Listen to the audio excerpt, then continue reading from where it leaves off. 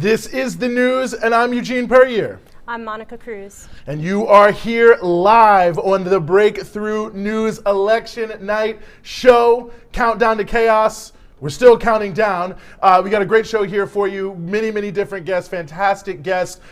I almost don't even want to say them all because I don't want to forget anyone. We've got Jill Stein, we've got Jerry Ball, we've got Abby Martin, we've got Rania Khalek, we've got Gloria La Riva, we've got Jody Dean. I maybe left someone out, and I'm sorry if I did, but we have a great lineup here for you. So the first thing I want to ask you to do is take a quick second, catch your breath, get a drink of water, and share this stream wherever you're watching, YouTube, Facebook, Twitter, any of them. Please share it so that everyone who follows you can follow us. I promise you this is going to be a fantastic show. And we also want to give a quick shout out. I know some are watching us on Facebook either via People's Dispatch or NewsClick. So good morning, afternoon, evening to the world. Good morning to those watching in India. And of course, shout out to everyone who is watching us here on Breakthrough News. And of course, all our patrons that make this show possible. So this is the Election Night Show. Where do we stand?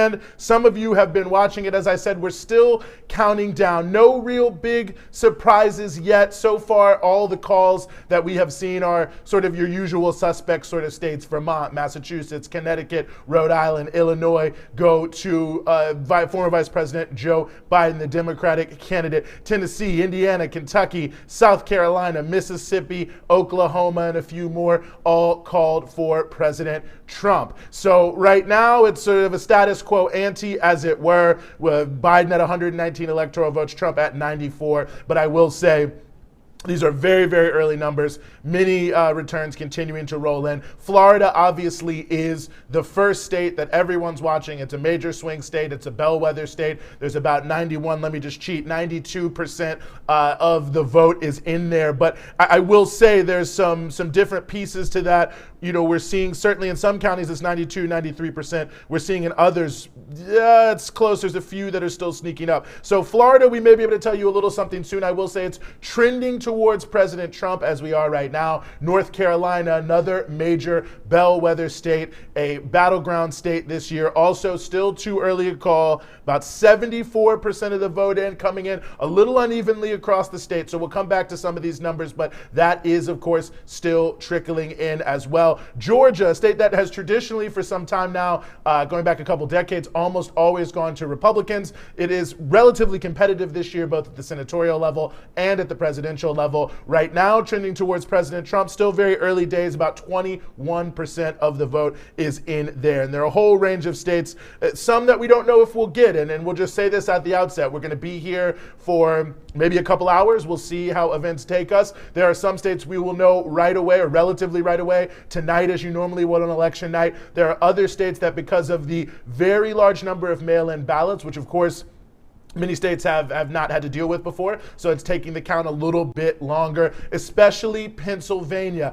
It seems very unlikely we'll know about Pennsylvania tonight. We'll bring you whatever we know as it comes in, but there is some county to county discrepancies in Pennsylvania regarding when they will even start counting. There are actually some counties that are claiming that they may not start counting until later tonight or tomorrow, whatever it may be. So we'll bring you what we have when we have it, but just a caveat there that as many people have been hearing the issue of mail-in ballots. As the night wears on, who knows, legal challenges that could put injunctions on counts, and we may not be able to bring them to you fully. But right now, we are still on the knife's edge, as it were, for some of the big early states on the eastern part of the United States: Florida, Georgia, North Carolina, coming in 75% in Florida, 92% in 92% in Florida, 75% in North Carolina, 21% in Georgia. So those will be some of the big ones we bring up for you next. And we can also say no real surprises in the Senate as of yet. Either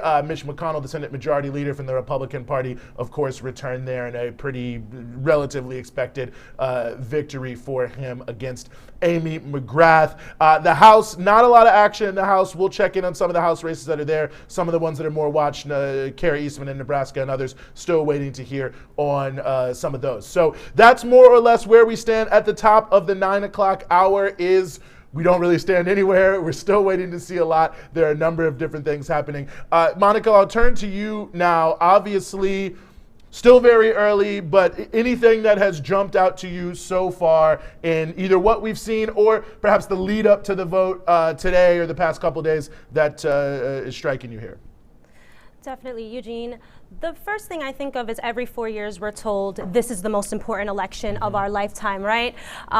We understand that Biden has already said if he wins, nothing will fundamentally change. Right. With a Trump win, I mean, all the possibilities are really kind of mind-blowing for how this election will turn out. You know, we're hearing about this so-called red mirage, the idea that Trump may appear to be in the lead on election night as more and more mail-in ballots, as you alluded to, Eugene, start to come in, and we understand most Democrats are mailing in their ballots. But what's really striking to me about this election, aside from the unprecedented nature of this election happening in the middle of a global pandemic, we have 60+ million Americans filing for unemployment since the start of the pandemic, wow. 30 million American households unable to afford rent. We have yet to see a nationwide rent and mortgage cancellation. Upwards of 50 million Americans are food insecure right now. So that to me is what's really so critical about understanding the two platforms that we are seeing here presented by the Democrats and by the Republicans. And I think two platforms that don't really address any of the real material needs that Americans are desperate for right now. And one poll that I cannot get out of my head since it came out the beginning of September by CNBC was that majority of people polled did not believe that neither Biden or Trump were mentally fit for presidency. Yeah. I mean, what kind of joke is this? Yeah. Obviously, we were here covering the debates, and all we see, the so-called debate, I mean, it's a circus, really. So I tweeted this yesterday, but I really think what we're watching, getting big. But what we're really seeing right now is the fall of an empire. If we're really going to be real, I mean, all eyes of the world are on the U.S. elections, and I can't even tell you how many, we're talking about Twitter, tweets that I've seen from people who are not in the United States who are like, I would be freaking out if I was in America right now.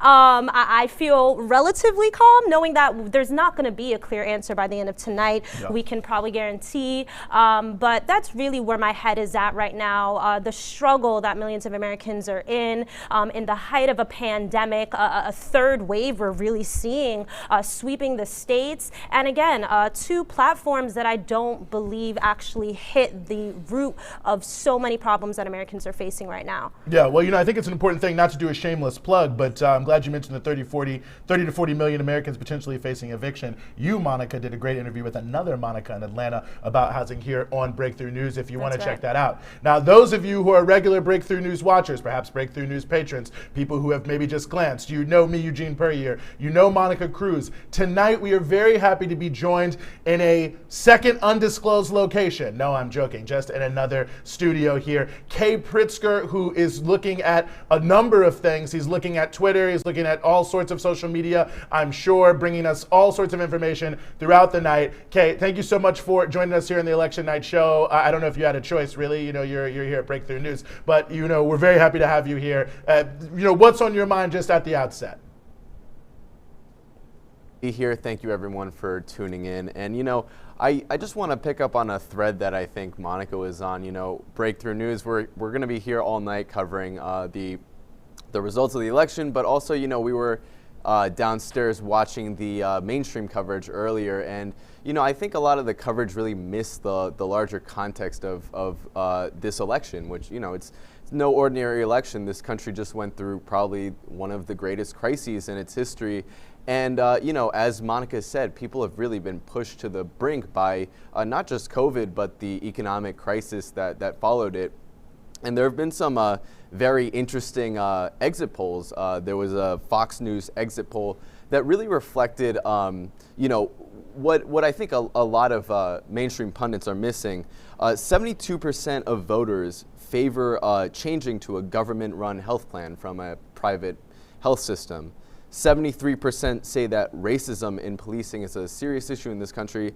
71% say that they want to leave Roe v. Wade as is. And I think this really flies in the face of the narrative that, just a year ago, or during the Democratic primary when Joe Biden's campaign was on life support, and he was sort of catapulted to the front by these Democratic donors, we were told that Joe Biden is the most electable, that Joe Biden is the best choice, and he's going to resonate with most voters. But that's clearly not true tonight on election night. And it really makes you wonder if this is really, decision 2020 as it's being marketed. Is this really the decision that America wants? Because these exit polls clearly fly in the face of that. Yeah, Kate, well, I appreciate that. And as I mentioned, that's Kate Pritzker also joining us here on our election night coverage. He will be with us all night. He's monitoring a number of different trends, particularly on social media. So that is one fantastic element. As I also mentioned, of course, we've got a range of fantastic guests here. So if you get a chance or take the chance right now, and please share the live stream. And if you are just tuning into our Breakthrough News election night show, I know it's still relatively early, so you might just be jumping in on us. Florida, Georgia, North Carolina, those are all big states that we're looking for. That some of them we might be able to say a little something soon here. Certainly Florida, Georgia, and North Carolina, we'll just have to see here. But some of the big states are still out. Most of what's been called so far are relatively predictable. The states that are sort of in the column of the other of the candidates, the particular candidate who won pretty much from the beginning. But of course, for those who are keeping score, Biden at 119 electoral votes, Trump at 94. Of course, you need 270 electoral votes in order to become the president. Democrats also trying to take back the Senate this evening. I believe they need about 3. Maybe someone on our team can fact check me here. 3, maybe 4, but I believe it's 3 seats. And it's at least has been widely tipped in the polls that Democrats will improve their majority in the House of Representatives, but that's all yet to be seen. But there are results rolling in all around the country now. There are still some states that have yet to really give us much of anything, but we're seeing some interesting trends here in a number of different places. Of course, one of the biggest issues, Monica, that we will all be watching, especially in North Carolina, especially in Georgia, is what, if anything, the impact of voter suppression is. Certainly, there was a lot that was out there in terms of what was going to happen here on Election Day. There's a lot of threats of intimidation coming from the Trump camp. Most of that did not seem to materialize in a major way, but obviously we know that in a number of states there were attempts to purge hundreds of thousands of voters. Georgia, right, of course, is an important state. North Carolina, this is a major issue. I don't know if this will end up being a factor. Robeson County in North Carolina, that was a close county in 2016. It's coming in slowly. That county also was the #1 county in North Carolina for rejected ballots so far. Now, again, it's unclear if that's really coming into play, but I think those are some of the things that we also want to make sure to watch. We'll get into a range of different issues here. We're going to get ready to bring in our first guest. But of course, in addition to the Senate, in addition to the President, in addition to the House, there are a whole range of ballot measures that are out there, including a $15 an hour minimum wage one in Florida. So we'll also be checking in on some of those as the results roll in here in the course of the evening. And it could be a long night, as I mentioned, for those who are just tuning in.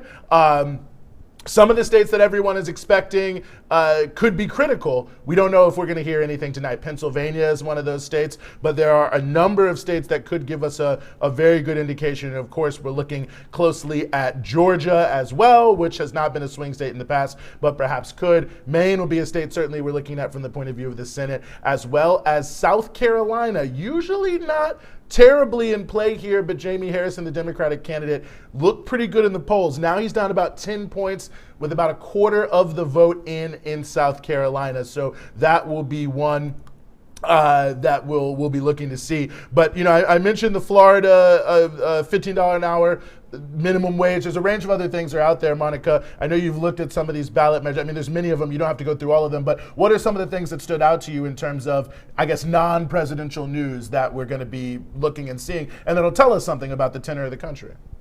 For sure.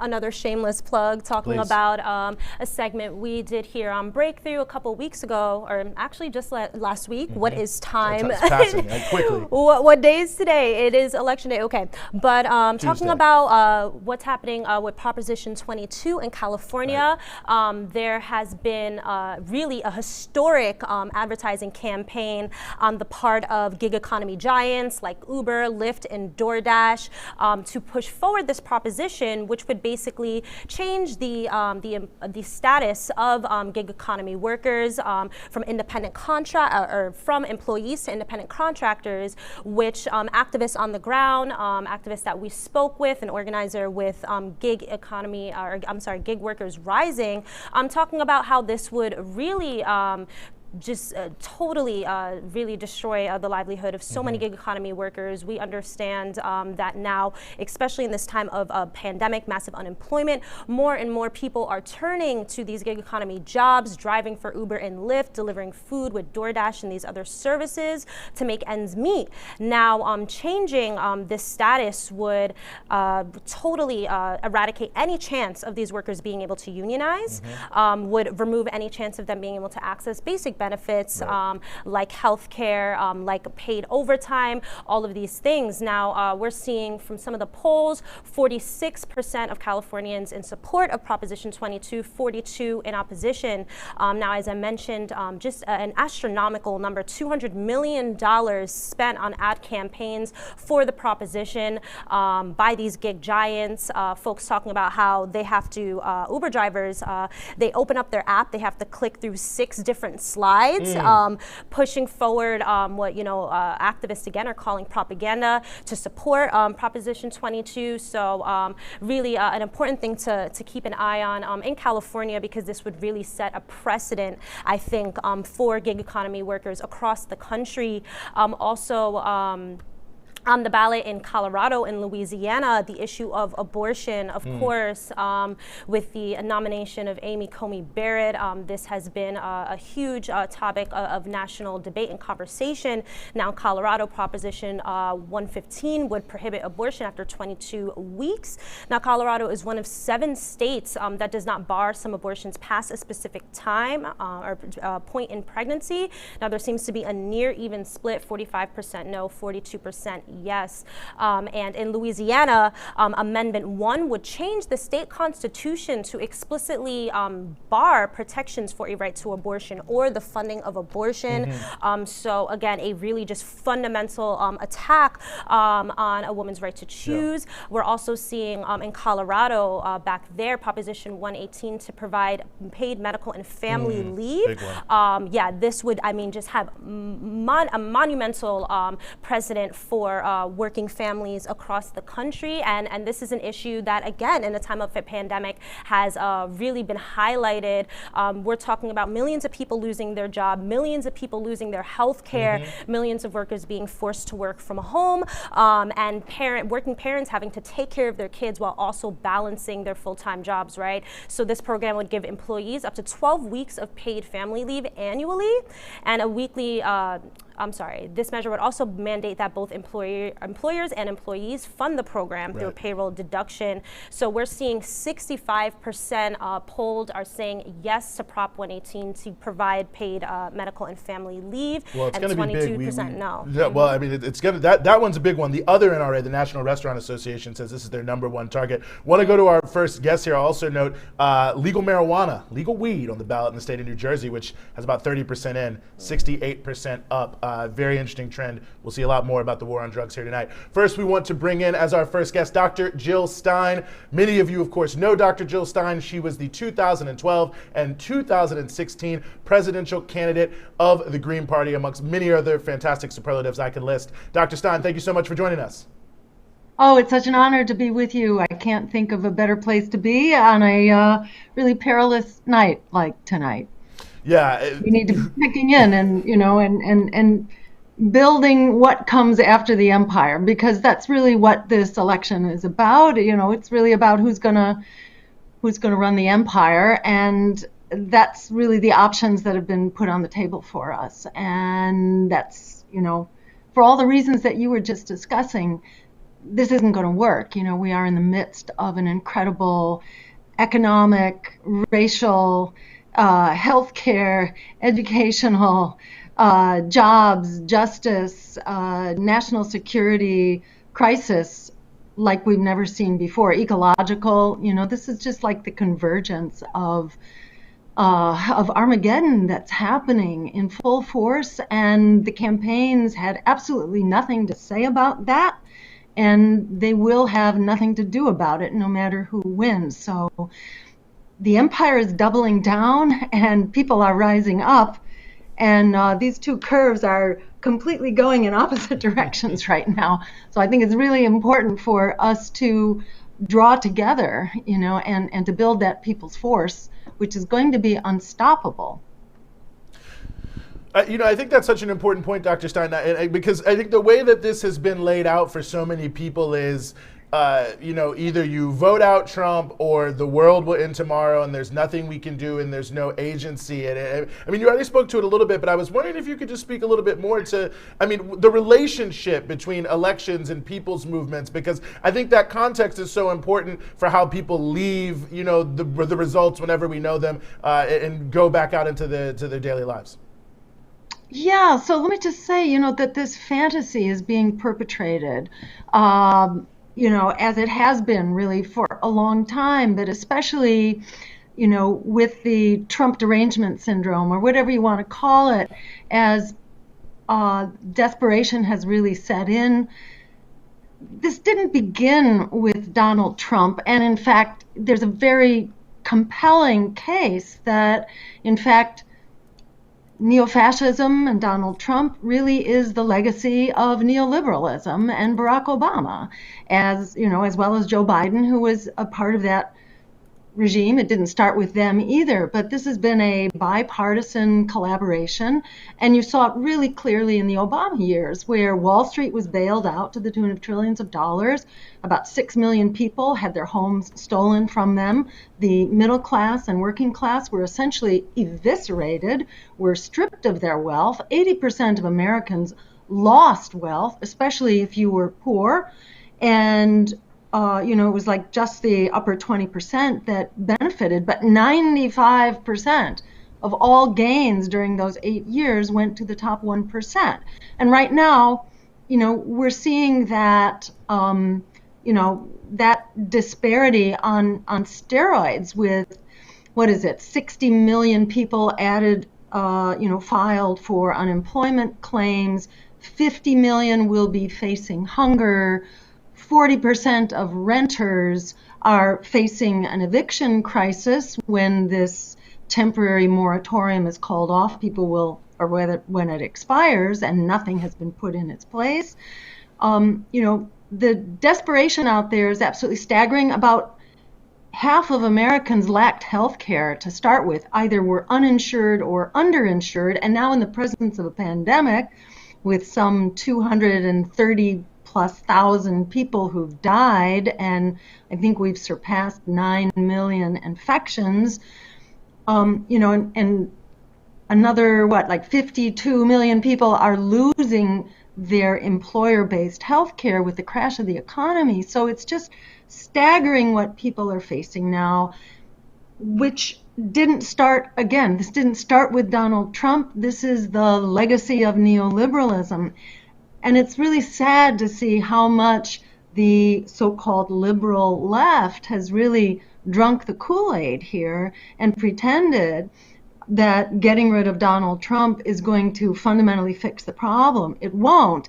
And if Biden wins, it's not clear that he will, but I hope that he does for a number of reasons, just because Trump is the fans the flames of racist violence so much, which is really horrible. Mm-hmm. But also I think I would love to see the Democrats have a landslide so that they can't blame their betrayal on somebody else. Right. Joe Biden's made it very clear he's not going to do anything about this economy. There's not another bailout that's coming. We, quote, don't have the money for that. We have the money to spend $1 trillion on the endless wars, but and to have given away $2 well, trillions to Wall Street, and to have offered them endless free money, essentially, endless money that the Fed will now make available to large corporations. It's incredible.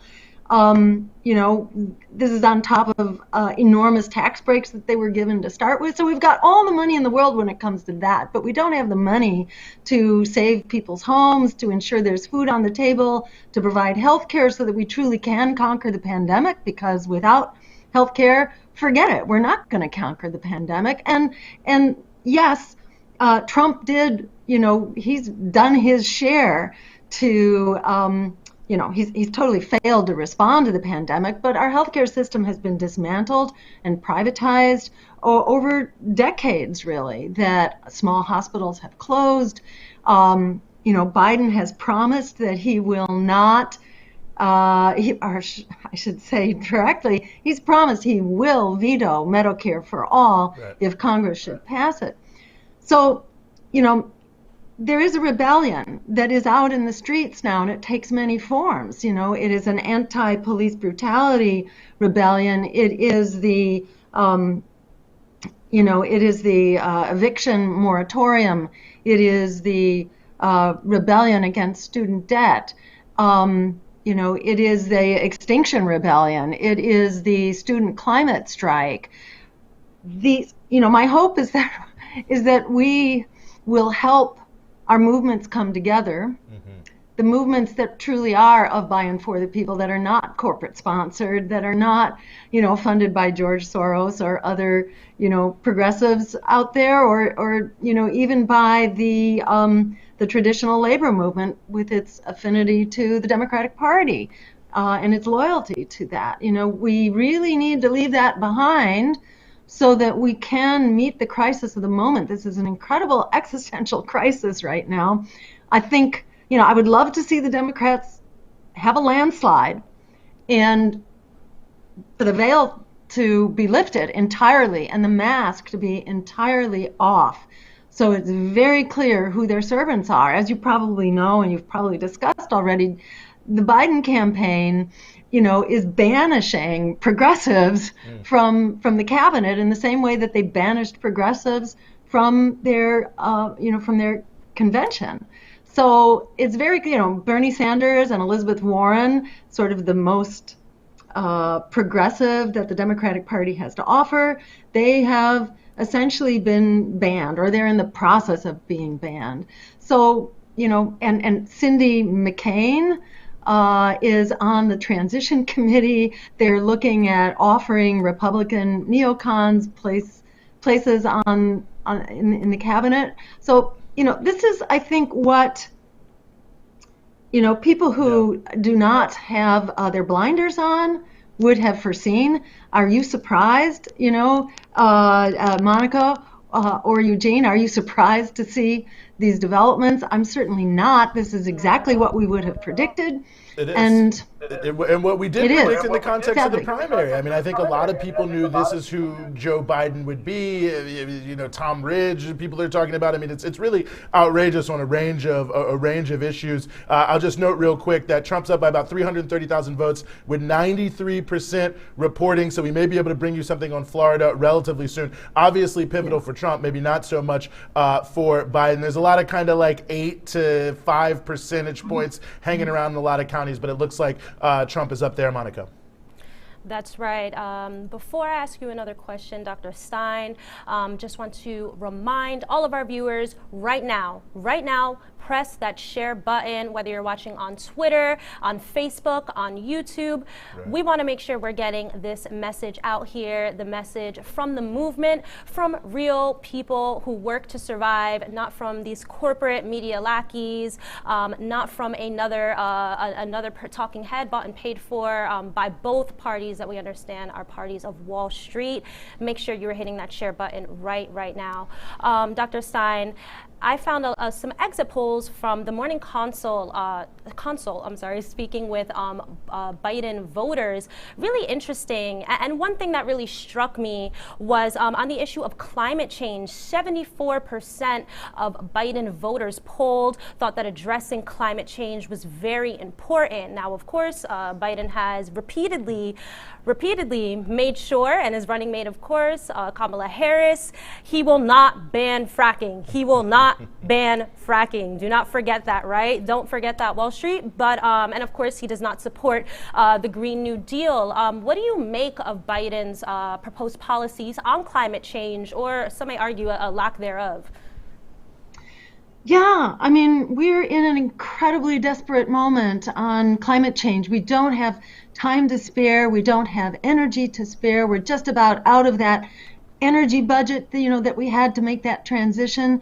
And the transition is not being made. We're not moving forward. Climate emissions, CO2 emissions continue to grow in spite of all the promises. We know that the Paris Accords are voluntary and they don't provide they don't meet the standard of what we've got to do in the next 10 years. That the best that Biden has to offer, I think, was by 2050. Maybe he's moved the date back for, the date by which he intends to meet carbon neutrality. But you're not going to get there if you are building a whole new generation of fracking infrastructure. So, it's lip service. It's exactly what we would expect. He's also promised Wall Street that nothing will change, and Wall Street and the fossil fuel industry, are basically joined at the hip. So, people are really waking up to the incredible existential moment that we're facing now on the climate and on many other things as well.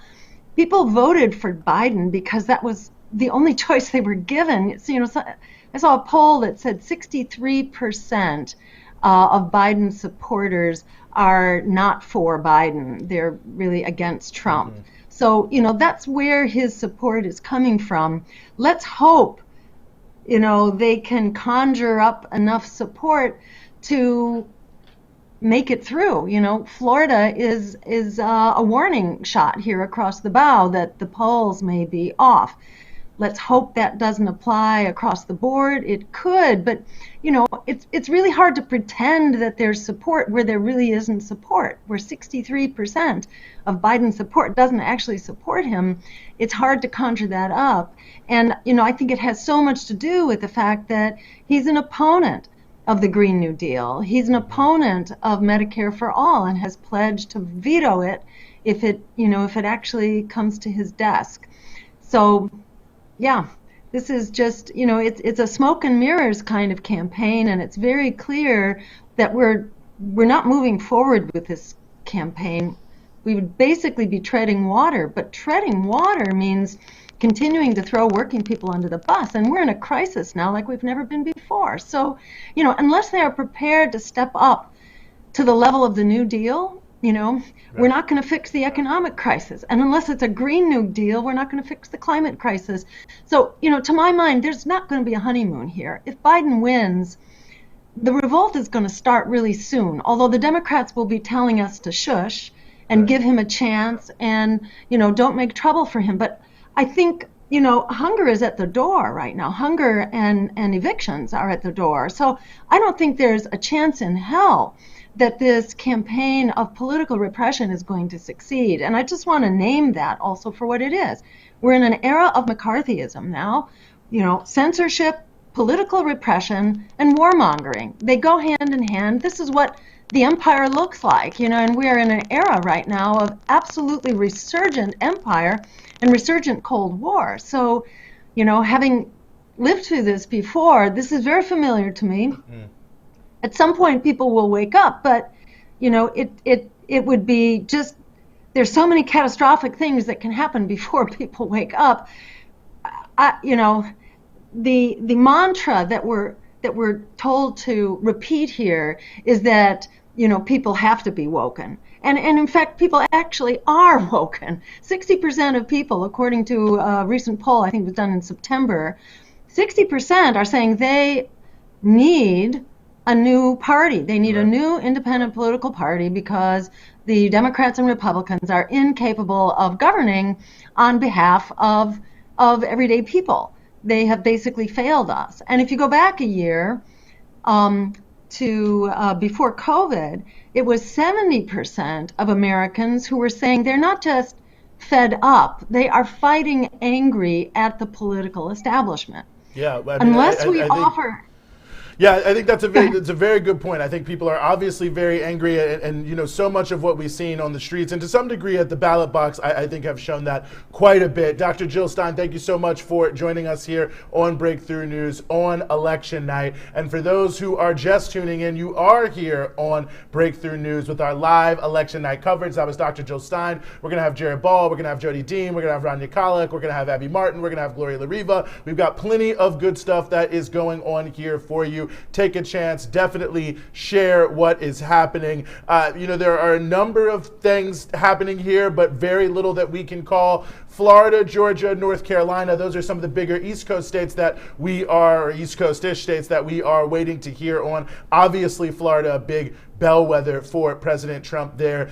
Maybe not so important for Biden. That's what his campaign is saying. We'll see what happens at the end of the night. Georgia, typically in the tank for the Republicans, but there's been some interesting polling on that, so we'll see. North Carolina, we'll also see what happened. Trump is currently only up by about 8,000 votes in Texas, but there is still lots to come in Texas, lots to come in many different states. Many of the states we will not, or well, there's at least seems very, like there's very little chance that we will learn anything. Of course, I guess a miracle is always possible, but I think Pennsylvania, which will be another one we're looking at, but we will be looking at all the states, all the things that are going on. Also in the Senate race, not a lot to call. South Carolina, which I know a lot of people were looking at there. Lindsey Graham, very prominent Republican on the Senate Foreign Relations Committee, versus Jamie Harrison, a former lobbyist, a former candidate for the Democratic National Committee, running against him as the Democratic Party's candidate. Not a lot of votes in there, but I would say that one is certainly looks like so far trending towards the Republicans. We'll just have to see. Mississippi, another Senate race where it looked like perhaps Democrats might have a little bit of a shot. Mike Espy, former Secretary of Agriculture under President Clinton, running relatively well behind as the Democrat in that race as well. Not really, nothing that you wouldn't really expect. And of course, Mitch McConnell, that race in Kentucky has already been called for him. But let's see. I mean, Texas is also going to be big, perhaps on the Senate race where MJ Hager is trying to upset John Cornyn. Doesn't seem likely, but it could be possible. There are a range of states that were, I think, expected, from Indiana to Massachusetts to Vermont, who have been called for one side or the other. So currently, Biden at 122 electoral votes, Trump at 92 electoral votes. You need 270 to win. Will we even get to 270 this evening? I can't say 100%. We will know that, but we'll stick with you as long as we can here. We want to bring in our next guest here, Dr. Jared Ball, who, there's many monikers, many things I could list here. Obviously the author of the new book, The Myth of Black Buying Power. Of course, with I Mix What I Like. He's a father, he's a husband. This is all around well-informed individual. So don't let me down, Jared. Thank you so much for joining us here on Breakthrough News. It's a pleasure. No pressure, no pressure. Thanks for having me. Well, I'll tell you, where you are in Maryland, no suspense. The Biden campaign has won and has succeeded there. No surprise there. I mean, you know, there's so many different themes that we could pick up on here, Jared. Obviously, we're waiting to hear about a number of states. We don't really know exactly what's going to happen. In a few of them, you were just talking to Dr. Jill Stein. Monica mentioned this at the outset. I mean, there's so much that's sort of put in the context of what's riding on the election, what the two candidates are going to do. But when you really kind of drill down to the substance, it doesn't seem to match there. It doesn't seem like there are solutions that are really meeting the scale of the problem. It's very surface level, or distortion. I don't know. I don't want to editorialize too much here. I mean, I just don't know how you're maybe even looking at just the way we talk about this election and the way it's reported, of course, as well. Well, for me, and not to engage in political theater, but for me, it's the same thing. So I have my blue version and I have my red version. And for me, either way, that's the mission I think we need to be on. It's decolonized that for those who's cursive. decolonize. Sorry, you can't read it. Generation Right, we have to Z, they don't do decolonize. cursive. Sorry, right. Right, we don't teach cursive anymore, right? So yeah, people might not. So forgive me. Yeah, decolonize. And as you all have been laying it out, I mean, I think we need to develop something for that 60% that said they want a new party and they want new electoral options. As you mentioned, it was easy for me in Maryland, although I would have had. I shouldn't even just say it that way. It was easy regardless. I would have done the same thing regardless where I lived. I mean, the struggle for me was whether to vote for one of your, forthcoming guests, Gloria La Riva, or the Green Party. And regardless of Maryland's situation being locked up as I knew it would be, I ended up voting for the Green Party just to try to help them get 5% of the electorate and maybe get some matching funds and try to push this, as they say, is heighten the contradictions a little bit more. But that's really what I would like to see happen in terms of going forward, more radical organization and across the board. But if it's going to be engaging electoral politics, as we've talked about before, I describe myself as a Malcolm X voter. I would like to see Black people and world majority people organize along the lines of Malcolm X, independent parties, independent blocs, with running our own candidates on our own platforms and engage the electoral political process on that basis, whether with whatever party that is, and go forward on that basis as a process of decolonizing and as one of the array of tactics, or as Pelosi and them were saying, one of the arrows in our quiver. Yeah, I mean, Nancy Pelosi apparently always very well prepared, but couldn't bring a stimulus across the finish line. So tens of millions of people suffering because of that. I mean, I think the point you make there is very well taken, Jared. I mean, I think that is always one of the things that's the most notable about the U.S. elections. You only allegedly have two choices, and there's always some roadblock about why this year is not the year, or you should do something else, or there's something structural. I mean, how do you respond to that? Because I think that's sort of the way it's always put. People say, Jared Ball, it sounds great, but it's just a pipe dream. Well, first of all, obviously, as Fanon said, the job of the native is to devise any dream. The job of the colonizer is to crush all the dreams of the colonized, and the job of the native is to dream of all means possible of destroying the colonizer. So, of course, the goal is to kill our dreams and to say everything about being liberated or free is a dream. But, of course, that's the standard that I and I think many others have appropriately applied. So the point would be, well, it's only a dream if people continue to not move in organized ways and continue to follow gated and encouraged narratives and political choices and lines and actions. Then, of course, we won't get anywhere, as we've seen, I think, pretty clearly, although maybe not clearly enough, given where people are right now. The voting in these patterns does not produce the results that many of us claim we want. So I think we need to, if that 60% poll is correct, and I think it might even be low in terms of what people actually want in terms of alternative choices, then we need to be about building that and organizing around that. And if we're going to use the vote at all, and I know there are people on my left that say we shouldn't vote at all and support this capitalist white supremacist system in any way. It's hard to argue against that, but I think that given that so many people are encouraged to focus on vote as an option, that we need to be developing alternatives for them to use that, if for no other reason, to get, again, higher levels of organization and political education and movement building. I would like to just say very quickly that I think one of the biggest problems that we have, and I've been checking out a lot of alternative media sources, including Black media today, and up until the time I checked out your broadcast. And it's just a reminder of the amount of organized propaganda that is well-funded and aligned against us to discourage even having this level of conversation. So there is no money and there's no access and social or political, for that matter, if you take positions left of the Democratic Party. So, and there's a lot of funding.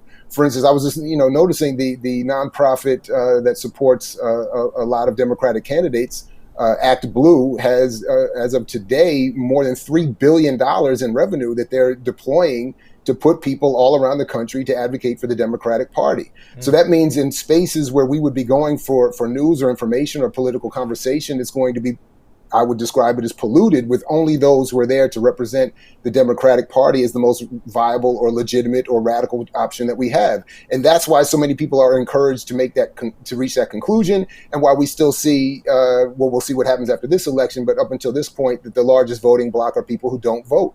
And I think it's because they see that there's nothing for them, even in this highly propagated and encouraged narrowing of choices. Yeah, I think there's a number of points there. I want to go to Monica, but just a real quick update here. I mentioned it earlier that in Florida, Amendment 2, which is to raise the state's minimum wage to $15 an hour progressively, 2026, not next year, but nevertheless a bellwether. Now, I just want people to put this in context. Florida right now is trending towards President Trump, it seems. We'll see where it goes. It's about 92% of the vote in. These amendments in Florida to do amendment to the Constitution need a supermajority over 61%. Right now, 61% of voters, with just over 90% of voters, 61% of voters voting in favor of a $15 an hour minimum wage there in Florida. So that means some Trump supporters, some people who voted for the Green Party, some people who voted for the Party for Socialism and Liberation, and of course many Democrats all came out saying they want the minimum wage to be higher. I think those are the kind of data points that are very interesting in a range of ways. So we'll see what happens, but just wanted to note it does look like Amendment 2 for a $15 an hour minimum wage in Florida doing very well, Monica.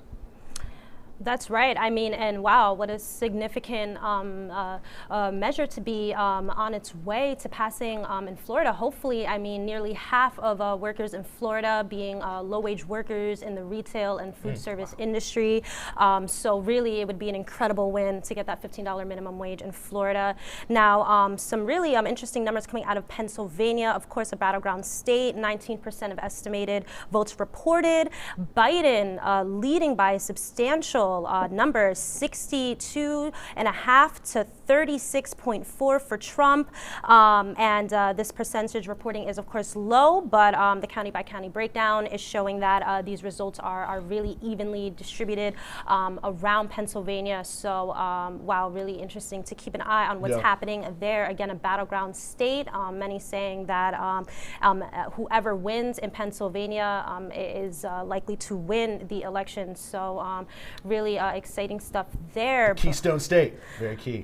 That's right. And Dr. Jared Ball, I wanted to pitch a question founded in these exit polls that I mentioned when we were just talking to Dr. Stein from the Morning Consult, showing Biden voters supporting a lot of things that Biden himself does not support. Now, reducing racial inequality in the justice system was shown to be very important to 2 out of 3 Biden voters. Now, Biden has attacked Trump for not giving police enough funding, ironically enough. What do you make of this? Dr. Ball, obviously we've seen this, I mean, historic uprising against racist police killings, against racist police brutality across this country.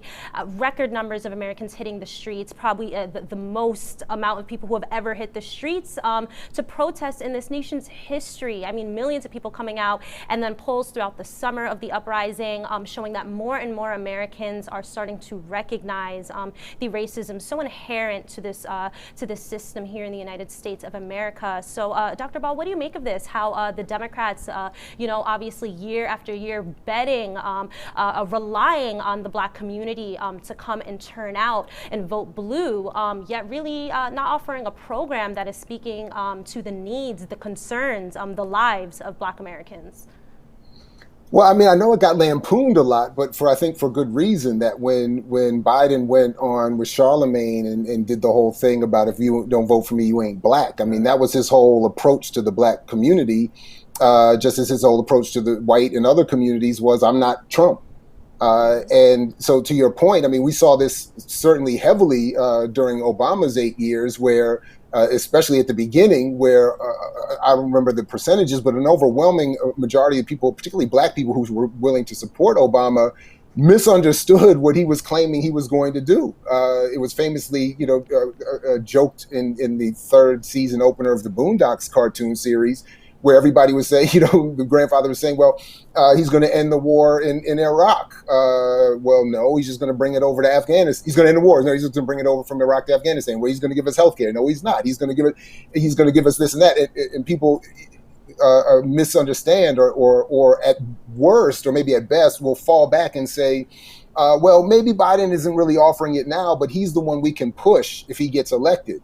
And I've never seen it work this way, and I've never understood that logic that people would be pushed after you've given them your vote and after they've been elected. So people, overwhelmingly, people say that they want universal health care. And as you've all already pointed out, Biden has said he's not going to do that. People say they want environmental justice. He's going to keep fracking. People say they want an end to wars. He's going to keep those going as well. Some of us want things like an end to AFRICOM. That's not even brought up. He's obviously not going to slow that down. Some of us say we want an end to the drone strike program. And people have pointed out that Trump is worse than Obama with the drone strikes. But the argument is if we just go back to Obama-level drone striking and civilian killing, that would be somehow an improvement or an advance that we should get behind.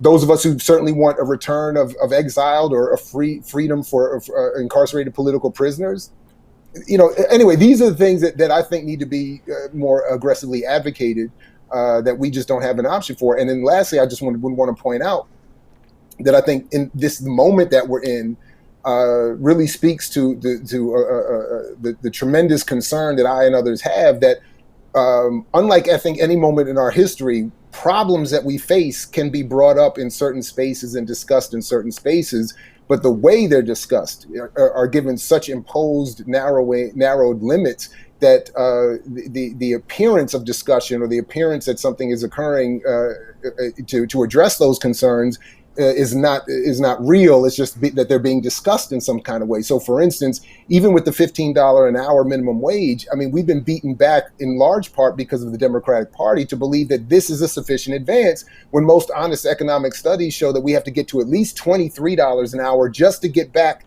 to where we were for real wages for laborers in the 1970s. So $15 an hour is an advance given where the horrific state we're in now, but it's not going to be nearly enough given where folks are in the economy. That's going to obviously get even worse going into the new year, especially because the Democrats coalesced with the Republicans to make sure we got no kind of stimulus or support to get us over the next few months. So yeah, no, I think it's a very well taken point. I mean, certainly we could go on and on about wages, but I mean, I think the point you're making about the nature of the Democrats in and of itself is very relevant. I mean, of course, I encourage everyone here, you should look at the MIT living wage calculator that breaks it down every state, every city, every county. And the number one thing that you learn really quickly is that if you have kids, the numbers just skyrocket for what a living wage would be. I mean, just astronomical. So a lot of times, single person living alone, not spending a lot of money, you look at these minimum wage increases and make a big impact in their life. I mean, anyone, it makes an impact to have more money, but you look at how few people will be left behind at $15 minimum wages, and how many places that if you're a single mother with one child, 21, 22, 23, 30 some dollars in terms of what it really costs. And we know those are actually based on bare minimum projections. And of course there was the poll or the study, I think it was a year ago, last year, average person couldn't find $400 in an emergency. So I mean, I think it gives us a sense of how bad it is that even the most incremental change. I mean, it seems to me that is a lot of the context of the elections, Jared, is sort of, well, nothing is really gonna change, but if it does change, it'll at least be incremental. But you should just be happy you got something rather than nothing, as if that's some sort of long-term progress. I mean, that was sort of Obama's entire perception, right? Was, well, I'm not saying America was always great. Yeah, we had slavery. Yeah, we had genocide, but look how far we've come. I'm the president. Not to mention, I think he put fewer black people in his cabinet than George W. Bush. Someone can fact check me there, but it was pretty close. But be that as it may, I mean, well, let me actually switch gears on this, because now that I'm talking about Obama and just the way politics are pitched to the black community, I was also, I mean, there was this arms race of rappers at the end. We talked about this here on Breakthrough News earlier in the week when the Lil Wayne thing came out. The widely lampooned 2 Chainz appearance at the Biden-Harris rally yesterday. Still don't know 100% what that was about. Although shout out to my man Sean Blackman, who did note that he's come a long way from being sort of a bench riding feature rapper from DTP. So it depends on how you look at it. But I mean, and then the Obama basketball shot. It's like, I don't know if there's any other community that's offered such substanceless politics, Hillary Clinton with the hot sauce, but we're supposed to like connect and be like, oh, since you know the code, then you must be down or whatever it may be. I mean, obviously nothing new, but it just seems this year maybe that's the story, nothing new, even though everyone's talking about how important black people are. Well, I think to your point, one of my favorite memes that I saw in response to that Obama 3-pointer was somebody put the Yemen at the basket and drone strike at the basketball, right? That's what I do. That's what I do. That is what you do. You drone strike and then walk out the room. I mean, I know you got to laugh to keep from crying. It's so absurd. Okay. So of course, but again, to the point I was trying to get at a few minutes ago, when I was looking at a lot of the coverage up until I joined your program, a lot of what black media spaces are encouraging is either just that kind of surface level performance or involvement as in terms of the rappers, and then using the rappers' involvement to castigate them and say that we have to fall in line to support the Democratic Party. And look at how bad and how stupid these silly rappers are, and doing to them, obviously, what they've done to people like me who don't vote for the Democratic Party. They put us they say, well, you voted for the Green Party, you voted for the Party for Socialism and Liberation. You're the reason why the Democrats lost. So they put us all in that same basket when all of us, for different reasons, almost kind of similar to what I heard you saying about if I understood what you were breaking down in terms of the vote in Florida. In a black context, all of us are arguing for different reasons, that the reason we're all doing this is because existing leadership, particularly in the Democratic Party, doesn't give us anything. So that's why you would have, this cross-section of people all agreeing on the $15 minimum, in part because both parties have been somewhat equally resistant to it, and they're all trying to find a way to get it on the ballot. And it's wild to say that Trump might win a state where that idea also passes as well. But the point I'm getting anyway, but the same thing, it's really speaking to the same point, that why people like me would be put in the same basket with Ice Cube, 50 Cent, and 2 Chainz, but all for different reasons, that say that, look, the Democratic Party isn't doing anything. It's not living up to any of its claims or the ideals that we are encouraged to project onto them. And we're left to come up with other options. And because we're just insufficiently organized around those other options, this is what we end up with. So that's why I just keep saying we need to, do better to organize a different electoral option, even though many of us who consider ourselves radicals or revolutionaries don't always focus on the vote as a primary source of engagement, or electoral politics as a primary source of engagement. But I think that we need to do a better job of building that, if for no other reason, to give so many people a more radical alternative or place to go. And maybe we'll see some kind of movement build that does turn into something better. Yeah, we can certainly hope for that, and I think that's obviously one of the things that will be on the agenda of many people, even some who are out already tonight. For those who are just joining, this is Breakthrough News. This is also our live election night show. We are currently talking to Dr. Jared Ball of imixwhatilike.org. I'm Eugene Perrier. I'm here with Monica Cruz. For those who maybe you haven't seen any results yet, some of the still many states that are left to be called, most of the states that have been called are not necessarily the critical states. Florida, Georgia, North Carolina, all relatively close, perhaps could be called soon. Florida, almost certainly. Florida and Georgia seem to be trending towards President Trump. I'll say Georgia looks like an even stronger trend there. North Carolina, who knows? Some of these counties in North Carolina, also Georgia, have yet to be counted, which is, this is a side issue, but it's an important issue. We talk so much about voter suppression in the lead up to this discussion, but one of the things that doesn't get discussed enough, many of the rural counties, many of the urban counties, mainly black working class, are desperately starved of funds, and that's why you see these situations where many of them, many of these places are the ones that come in last, even when the vast majority of the state is. I'm from Virginia originally. Somehow Petersburg always seems to come in towards the end there, and I think we're seeing something similar in North Carolina and Georgia. So we'll see, but North Carolina very, very, very tight. We'll see that one. Seems like Georgia and Florida trending towards President Trump. Texas still early, trending towards President Trump as of now. But there's quite a bit to be seen there. As I mentioned before, $15 an hour minimum wage referendum by 2026 in Florida looks like it's going to succeed. Legal marijuana in New Jersey looks like it's going to succeed.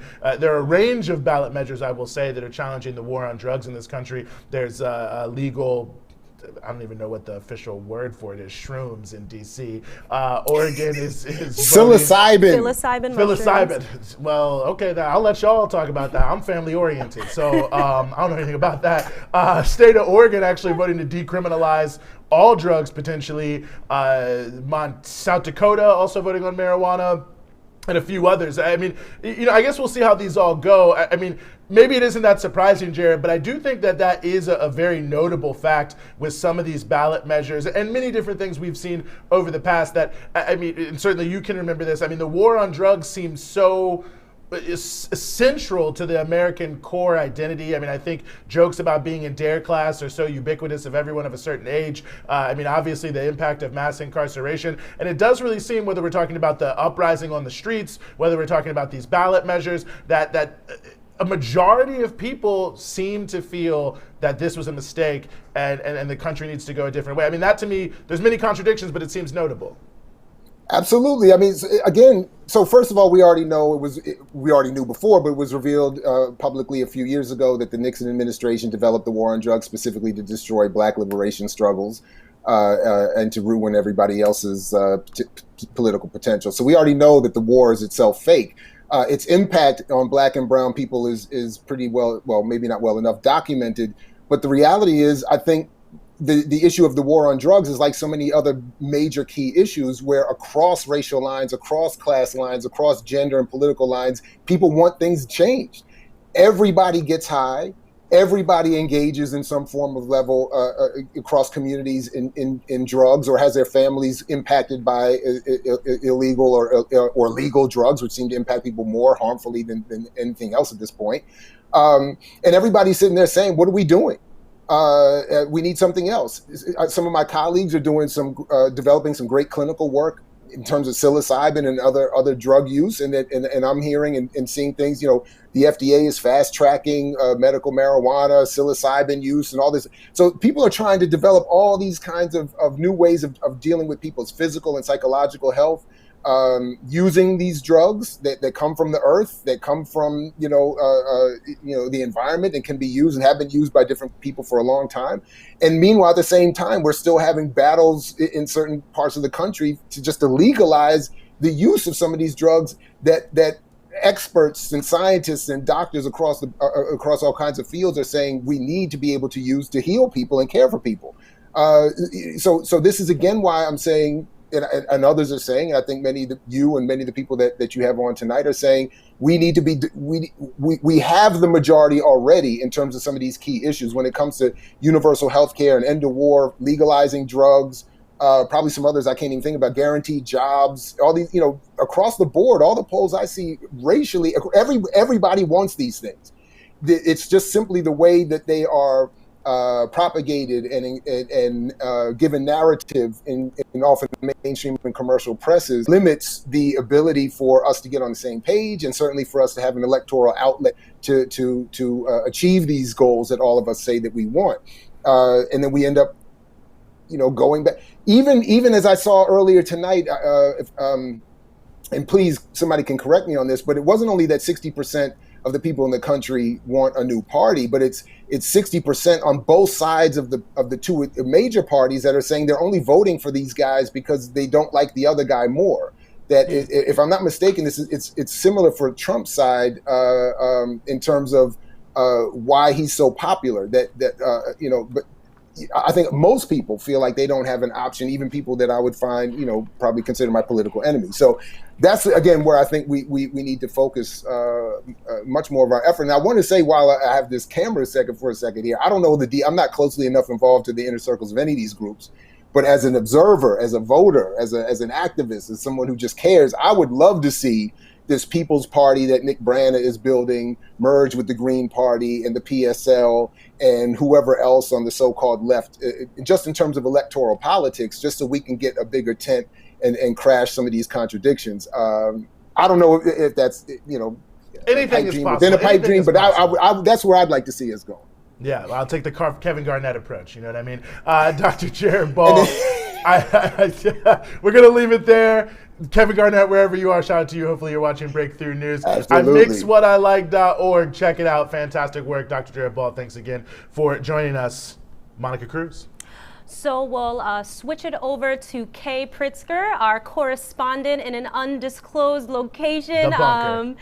Yes, he is Joe Biden holding with you? it down in the bunker. Look at that red brick background. I don't know if we're in a... That's trendy. Exposed brick I is know. I don't trendy. know if we're in a trendy hipster apartment in Brooklyn or That'd be someone's Could be. creepy basement, but we got Kay here, and you got a tweet for us, right? Yeah, just reminded me of something Jared was talking about. Kate Arnoff, who's a progressive author, tweeted that a party that doesn't win the White House in a landslide after the incumbent killed 230,000 people should engage in some serious self-reflection. And actually tonight, on Tuesday night, we have the most COVID cases of any night in the of any day in the pandemic since last Friday, except last Friday. But this really goes back to some of the points we were talking about earlier. The Democrats had 4 years to really prepare a case against Donald Trump, and we're seeing all of these, these too close to call races. Obviously, Trump seems to be pulling a little further ahead in Florida, and a lot of people online have also pointed out that Bernie Sanders was leading among Latino voters before that really big intervention from the sort of Democratic Party establishment. But it really makes you, wonder how a party that is supposed to be, the quote-unquote resistance to Donald Trump fails to really provide a program or provide any sort of, counterattack to this president that's just totally mismanaged, not just this COVID crisis, not just leading the world in coronavirus cases, but so many things which people have expressed broad support for. I mean, I brought up those Fox News polls earlier, but 12 million people have lost their insurance from their employer since this pandemic. You would think Joe Biden would say something about, providing health care for all. Maybe that would resonate with people who lost their health care. Or, bringing more stimulus to people. I mean, both the Democrats and Republicans, the Democrats, which supposedly want to win this election, have more or less sat on their hands while a lot of people are wondering whether or not they're going to, pay rent this month or whether or not they can put food on the table. It just seems so ridiculous that this is, that this is a tight race. It really shouldn't be. I mean, Donald Trump totally mismanaged this whole pandemic. I think that's an extraordinarily good point. I mean, it is, and I appreciate you bringing up the tweet from Kate Arnoff there. I mean, it's honestly kind of hard to imagine. I mean, and I think there's some of us of a certain vintage here that it's just. I mean, I think of Donald Trump, and even though he's been the president for 4 years, I still think of WWE, of which he is a Hall of Fame member, The Apprentice, all these different elements, and it just seemed so unlikely that someone like this would become the president. And even now, and I think, Monica, you brought this up, and I think this is the first time this has ever happened, that a simple majority on both sides felt the other person was not mentally fit to even be the president. I mean, look, I'm not a doctor. I don't determine these things. I don't know what that is. I'm not making some medical claim, but just the fact that people even perceive it that way I think Dr. Joe Stein said it. I mean, it really does feel like the decay of an empire, Kat. Yeah, it really does. I think another fact that during the debate, it's not like during a crisis when people need aid, they need really a radical solution to a crisis which is really unprecedented. You have Joe Biden and Donald Trump arguing about funding the police.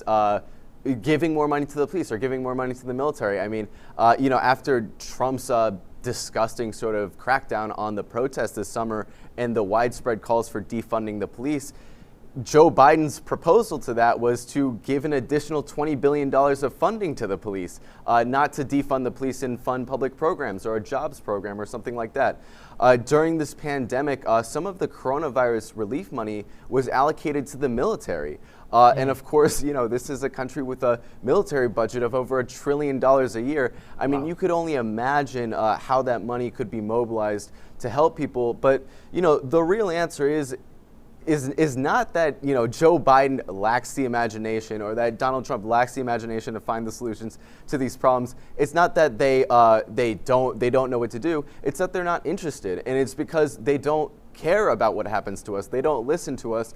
They listen to their donors. And, you know, it just goes to speak to how undemocratic a society this is when, you know, you can't even run in the elections if you purport to listen to average working people. You have to be able to, you have to either be rich yourself or you have to be able to vocalize the interests of rich people. So you have a billionaire running against Joe Biden, who is a puppet of billionaires. So it really is the contrast between where these two candidates and where the two major parties are at is just so glaring when you compare it to the reality of average working Americans. I think that's 100% true. Kay Pritzker, you've taken on a serious job. You're wading through the morass of the internet and other things. You will still be with us through the rest of the evening. You know, also Nicole Roussel, who is a member of our Breakthrough News team, has been out in Washington, D.C., out near the White House. People have been gathering at the White House more or less all day, but there obviously, as the night wears on, more and more people are gathering, and we have some reporting here now from what exactly is going on in the White House. I don't know what's going on inside the White House. What's going on just outside the White House, where a number of anti-Trump protesters primarily have gathered. The crowd just started to develop, a lot of chanting, no justice, no peace. And you can see a very large crowd behind me that just actually pushed out a group of police who were all on bikes. Pushed out a group all the way, a couple of blocks away. Someone also threw some sort of smoke bomb, nothing too powerful or painful, but somebody just threw a smoke bomb, not sure who, but there's a large crowd here at this point. And that was Nicole Roussel from our Breakthrough team, who is there at the White House, where there are protesters gathering. There could be protests throughout the night. We'll just have to see as it concerns the broader election itself. We want to bring in our next set of guests. We have journalist Rania Khalek with us and also Professor Jody Dean. So we've got two fantastic new individuals coming on the line. Thank you both so much for being with us. Thanks so much. The pleasure is all ours. The pleasure is all ours. I mean, you know, there's both a lot happening and not as much happening in terms of where we are. Obviously, a number of states. Where you are in Virginia, Rania, has been called. New York State, where you are, Jody, has been called. So perhaps less suspense in your backyard. Still quite a bit of suspense in many different areas. Ohio, about 69% of the votes in, is now trending towards President Trump. You know, Rania Khalek, I'll go to you first here. I mean, I don't know what you're expecting. I see you shaking your head there. I don't know if that's because your fear that President Donald Trump will be reelected, or your disgust with the general moment, or all of those put together.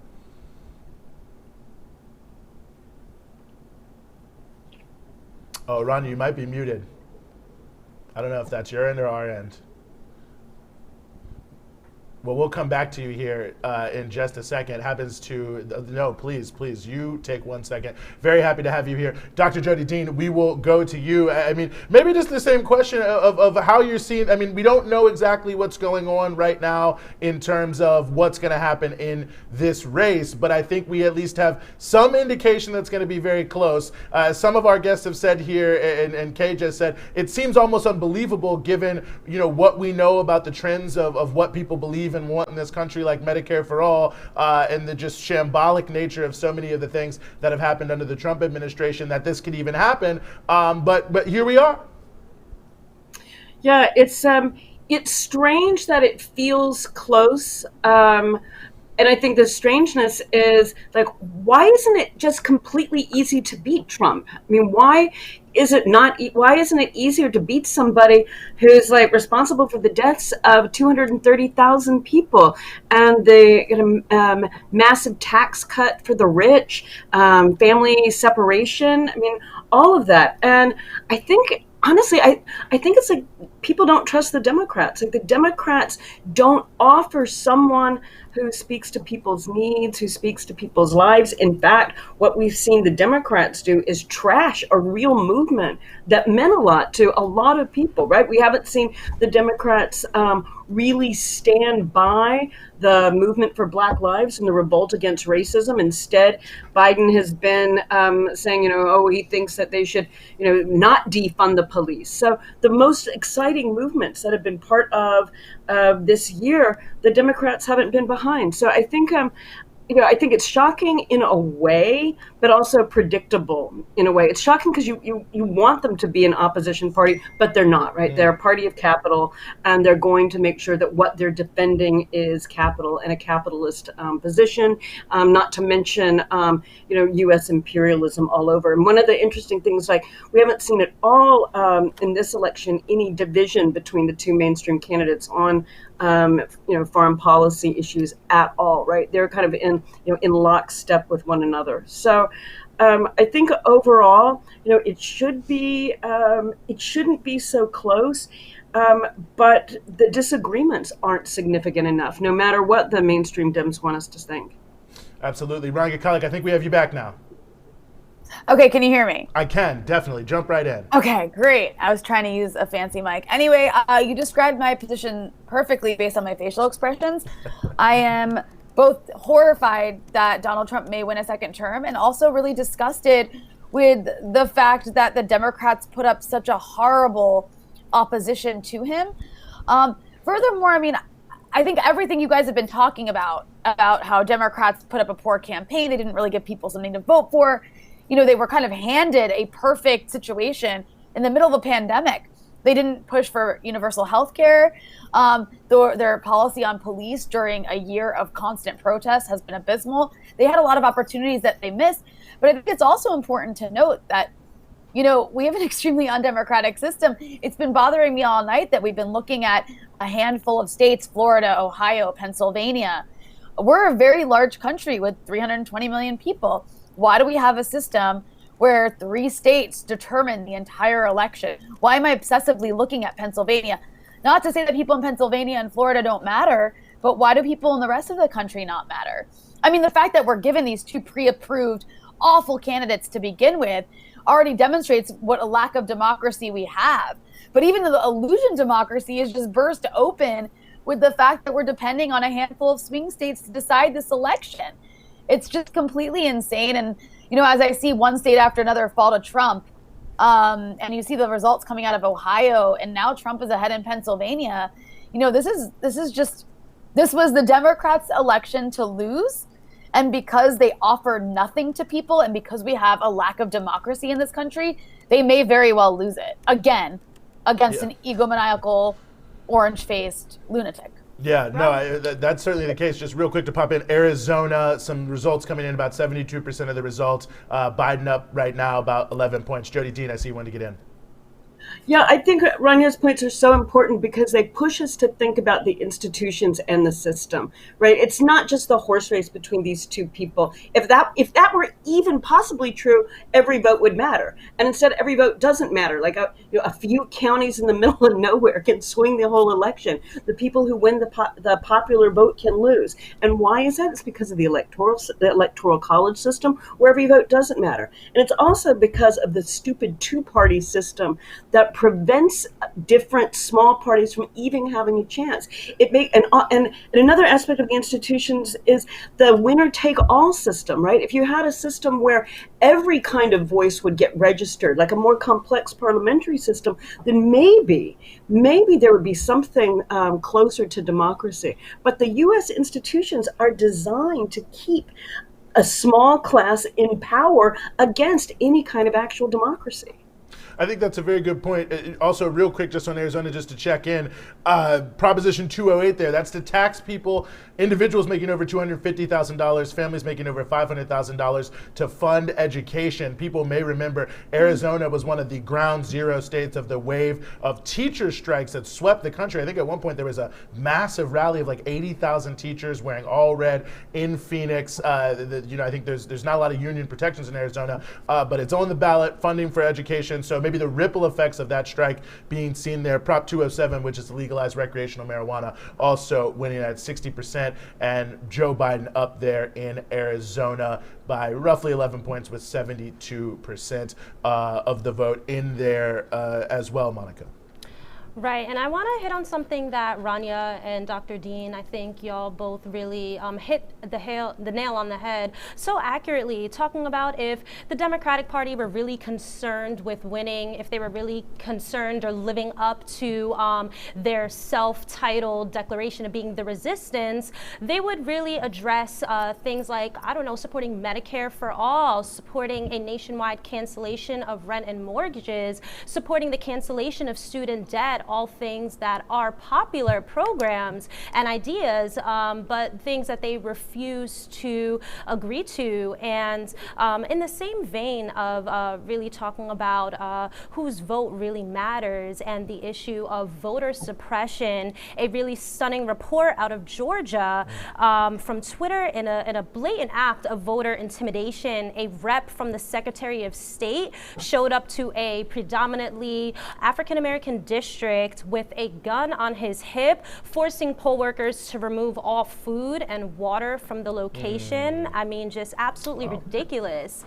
And this tied into the fact that Hillary won the popular vote by 3 million back in 2016. And again, if the Democrats were really concerned with protecting the sanctity of the vote of working class voters, of black voters, that they would be speaking to this issue of voter suppression, this decades-long campaign led by Republicans, obviously predominantly in the South, to suppress the black vote.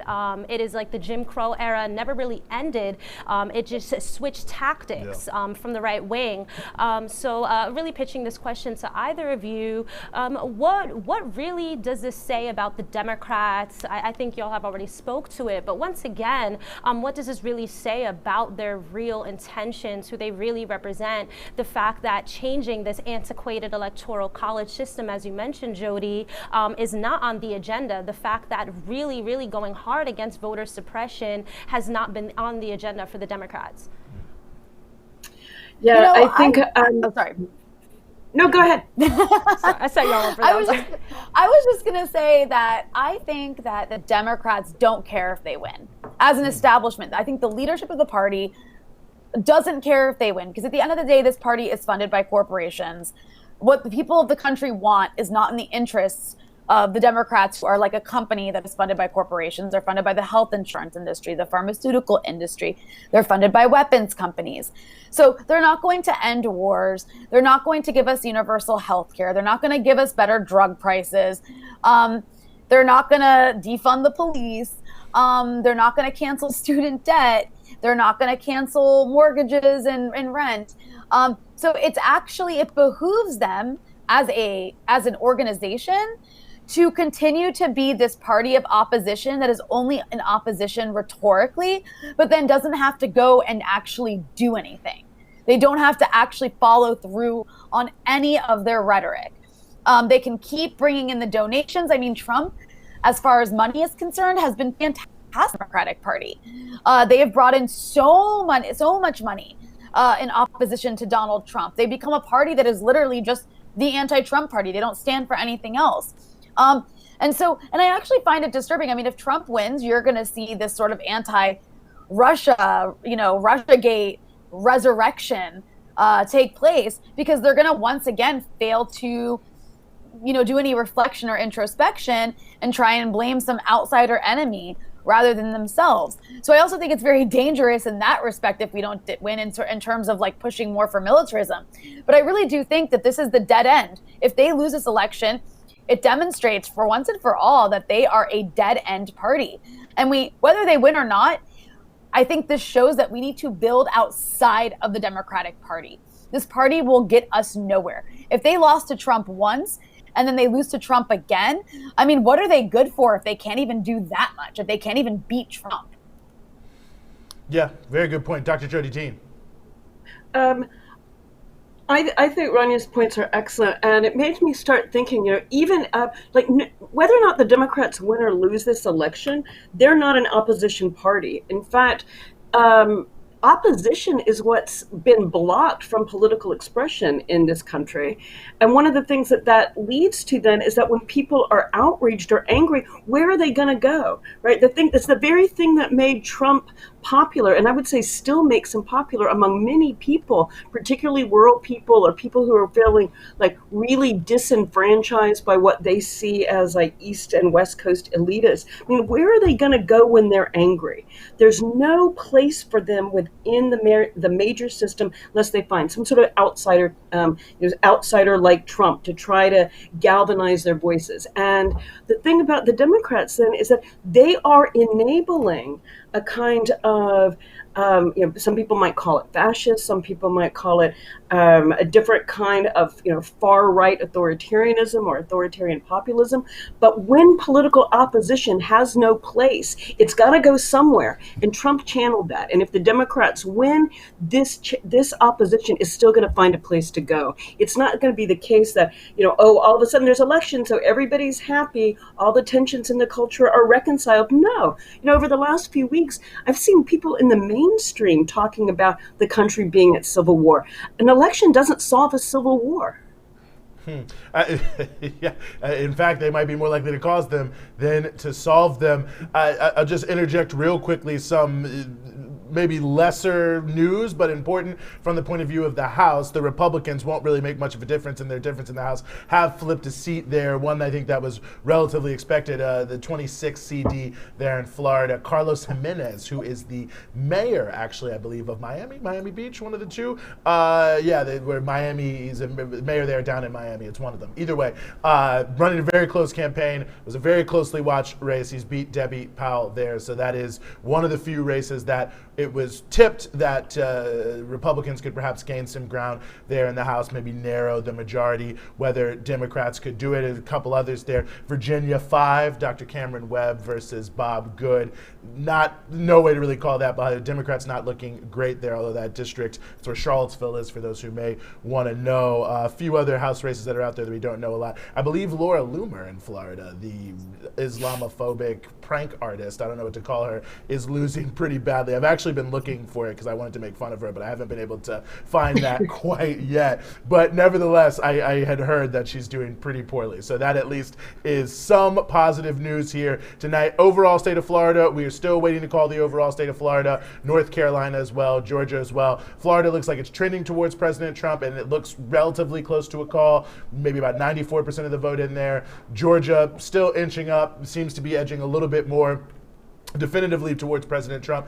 Not a huge surprise there, but we shall see. We'll also check in a little bit here on the Senate race there. North Carolina still trending, Ohio trending towards the president, Pennsylvania still up in the air. There's many states that are counting. We'll have to see. So we're in a situation, as we pointed out here at the beginning, here on our Breakthrough News live election broadcast, that we don't know exactly what we will know tonight, who exactly the winner may be, how much we will know, how definitive it will be, but we will keep bringing you really all the results as we can, as they seem to roll in. There's quite a few here that are yet to be called and yet to be discussed, but it does certainly seem that this is going to be tight. It doesn't really seem like this is going to be a blowout on either side. I could be wrong here, but it does seem like it's trending away from a blowout. It does look like a very close election. One of the things that we've talked about, I think, so consistently here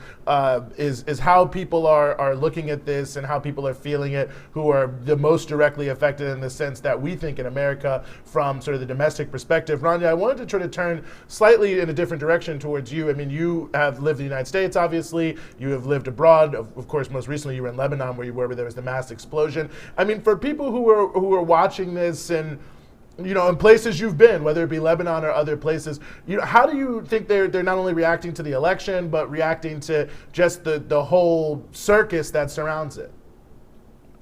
I mean, I think there's two sort of ways of looking at it. On the one hand, the entire world sort of sits on the edge of their seats to wait to see who becomes the American president, because we're an empire and whoever wins dramatically affects them.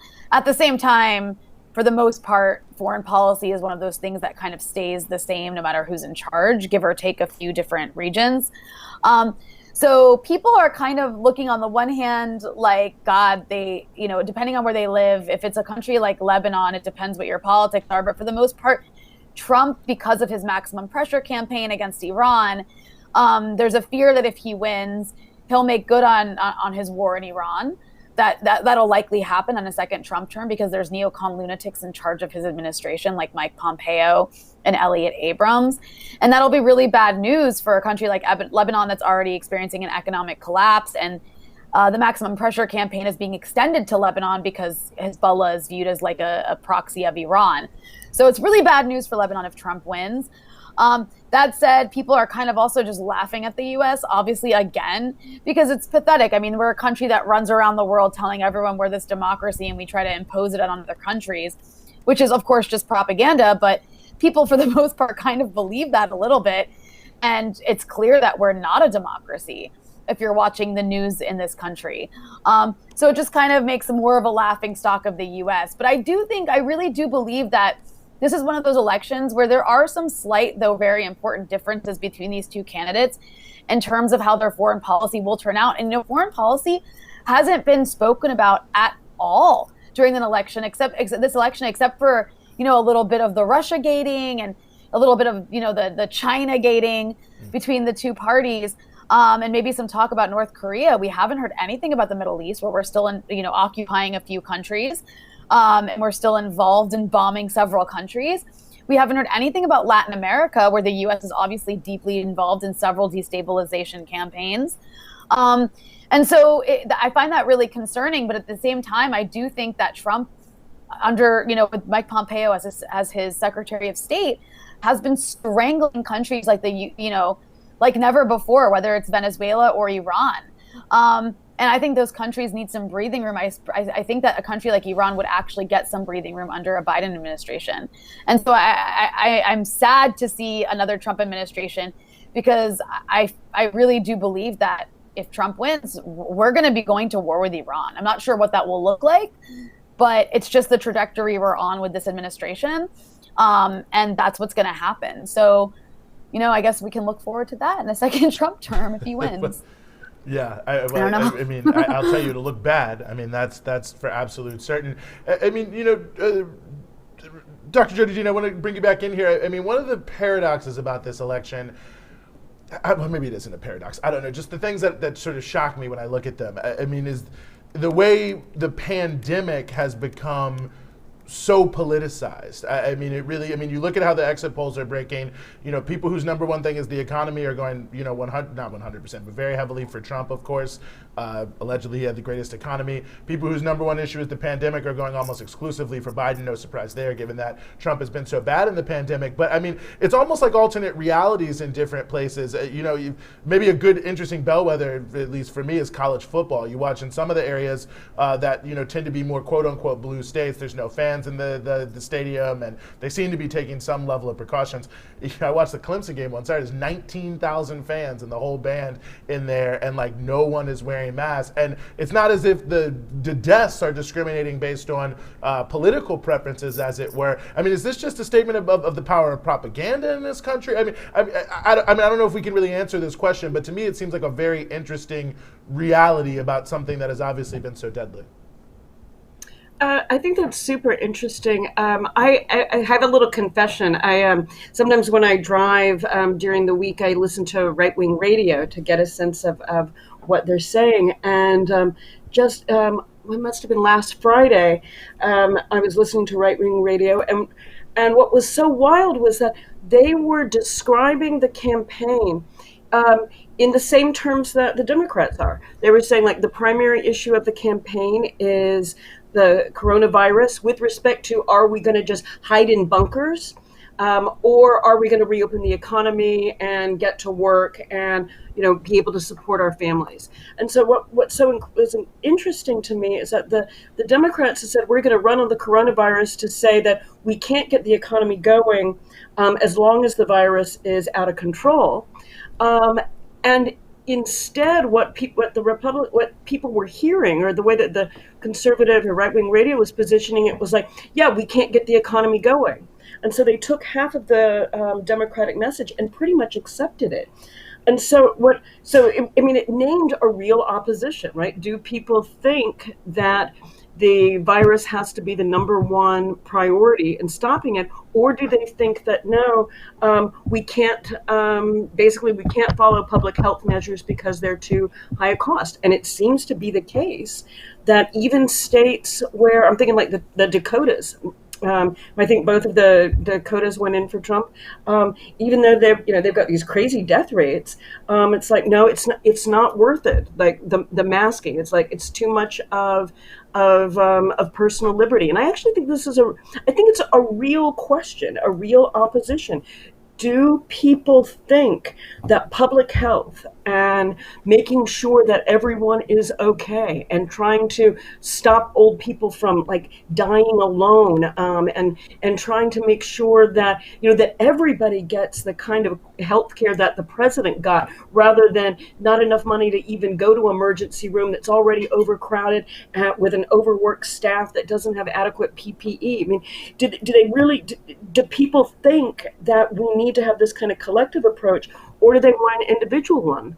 And for too long, I'd say at least for 40 or 50 years, the Democratic Party has conceded this ground to the Republicans and taken an individualist approach, and hasn't done the work of educating people and getting people to understand the importance of things like public health, collective mindedness. That's why it's possible for Republicans to not just reject Medicare for all, but try to attack Medicare, Medicaid, and Social Security, which we can expect will be on the chopping block.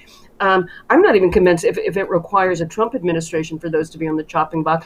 I think possibly with the deficits, even Democrats are going to start to make cuts into our remaining social welfare programs. So anyway, to kind of make a long story short, I think that there's a real division here between a individualist approach, particularly to the virus, and one that's super individualistic. And I think that that's part of educating people and creating the voters and the constituency that we need to move the country in a different direction. Yeah, no, I think so, absolutely.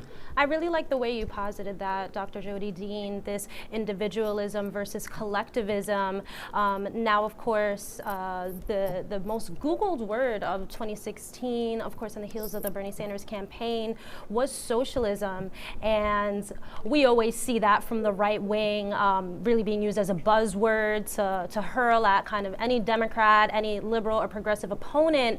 We know Biden is not a socialist, he is not a communist.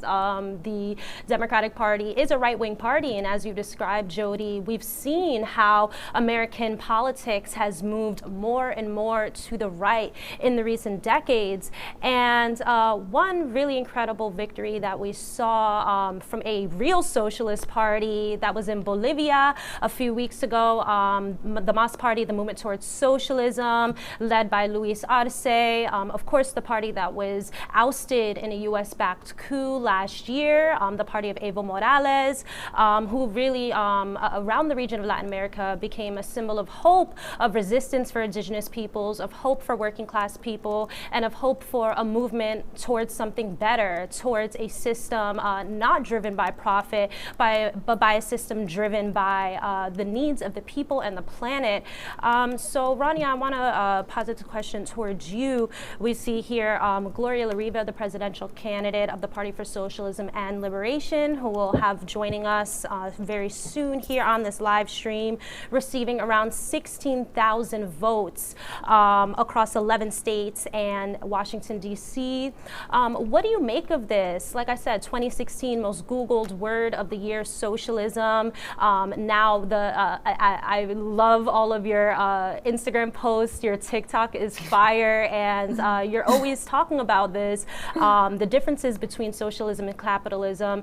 And we're seeing more and more polls of young people showing that socialism is becoming more popular.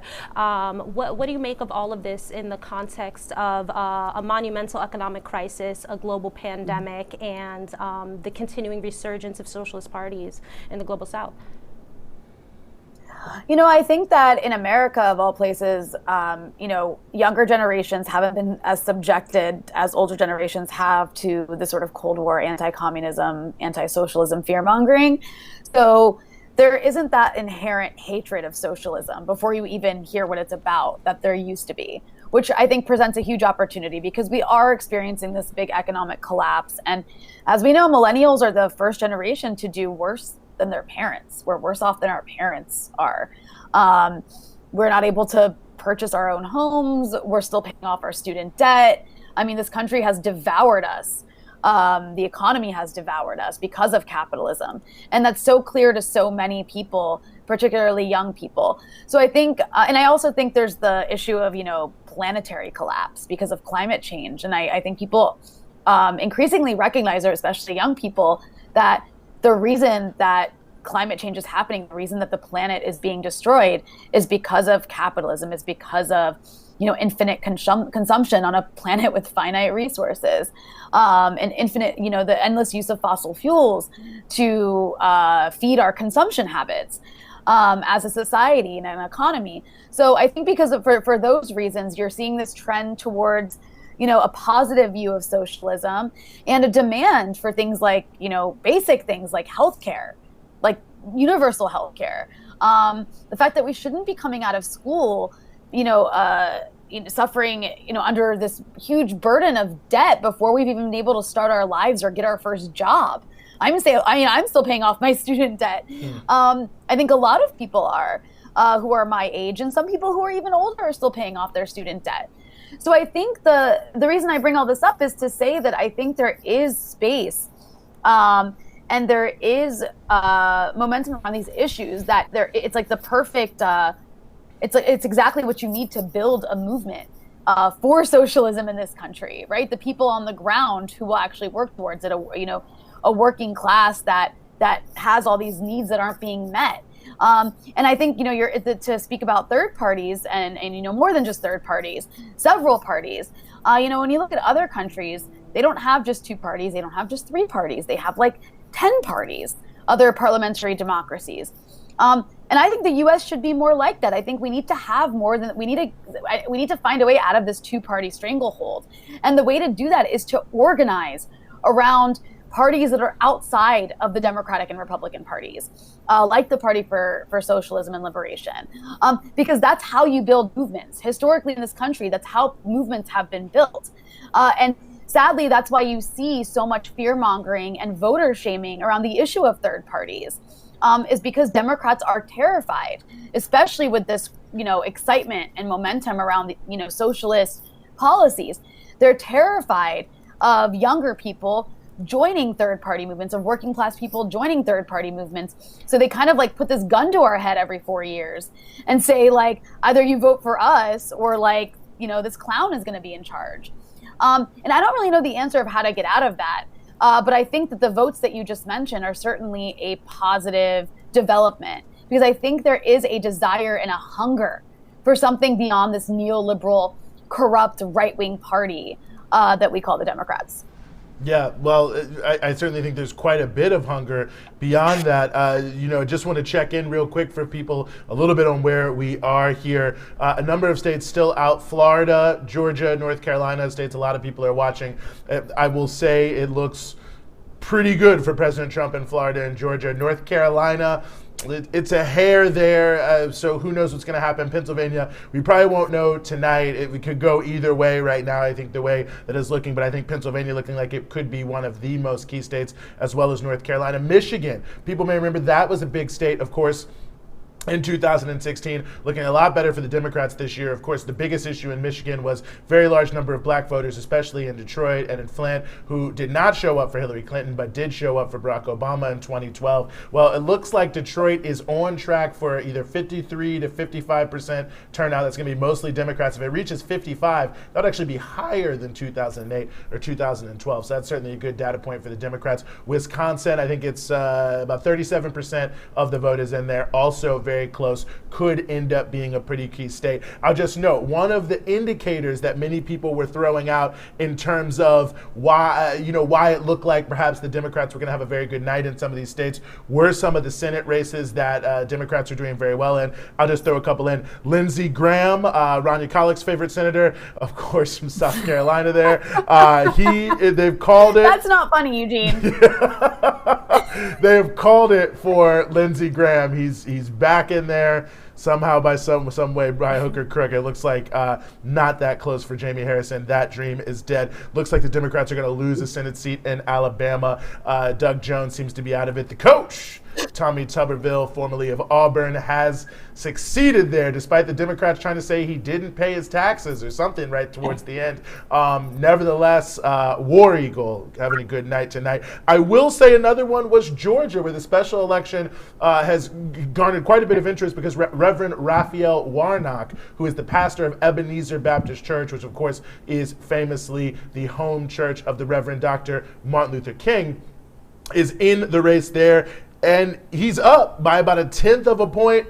Very, very close. But the state overall looks like it is probably trending towards President Trump, as does Ohio. So very good chance for the president to win without a doubt here. But there are a number of key states that could turn that completely around. Iowa, about 1/4 of the vote, and also going to be relevant, Monica.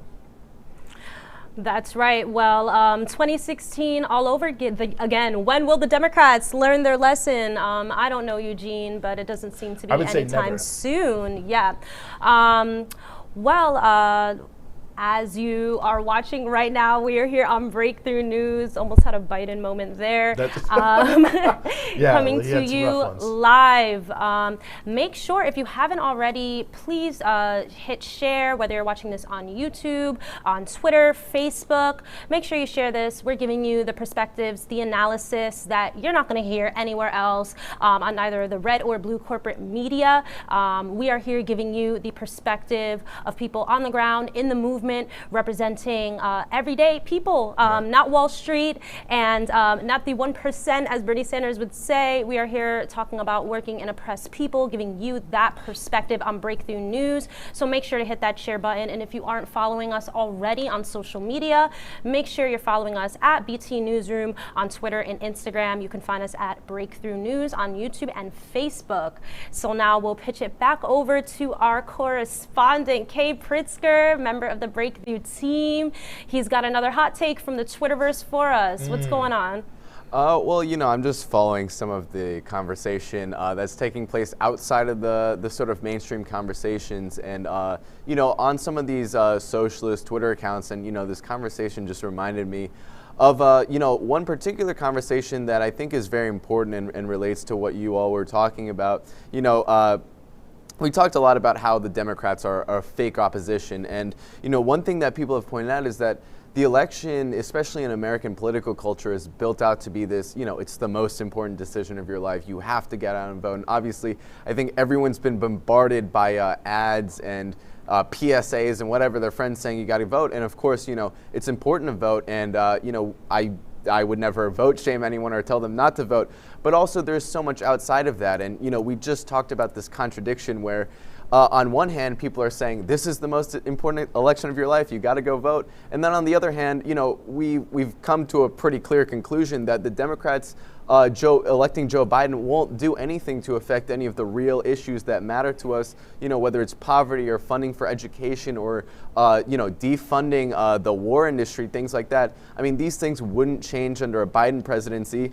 And, if you look at history even, you see that any even marginal change that Joe Biden is proposing, like a change to the minimum wage or an incremental change in foreign policy, he's not even legally bound to carry these things out if he is elected president. So, going back to something that I think Monica touched on, maybe Jody, you can touch on this, is what is our role outside of electoral politics? Because it's definitely one thing to go in every 4 years and cast one ballot, but what can people do, and what have people done throughout history to make change in between those 4 years and in between elections?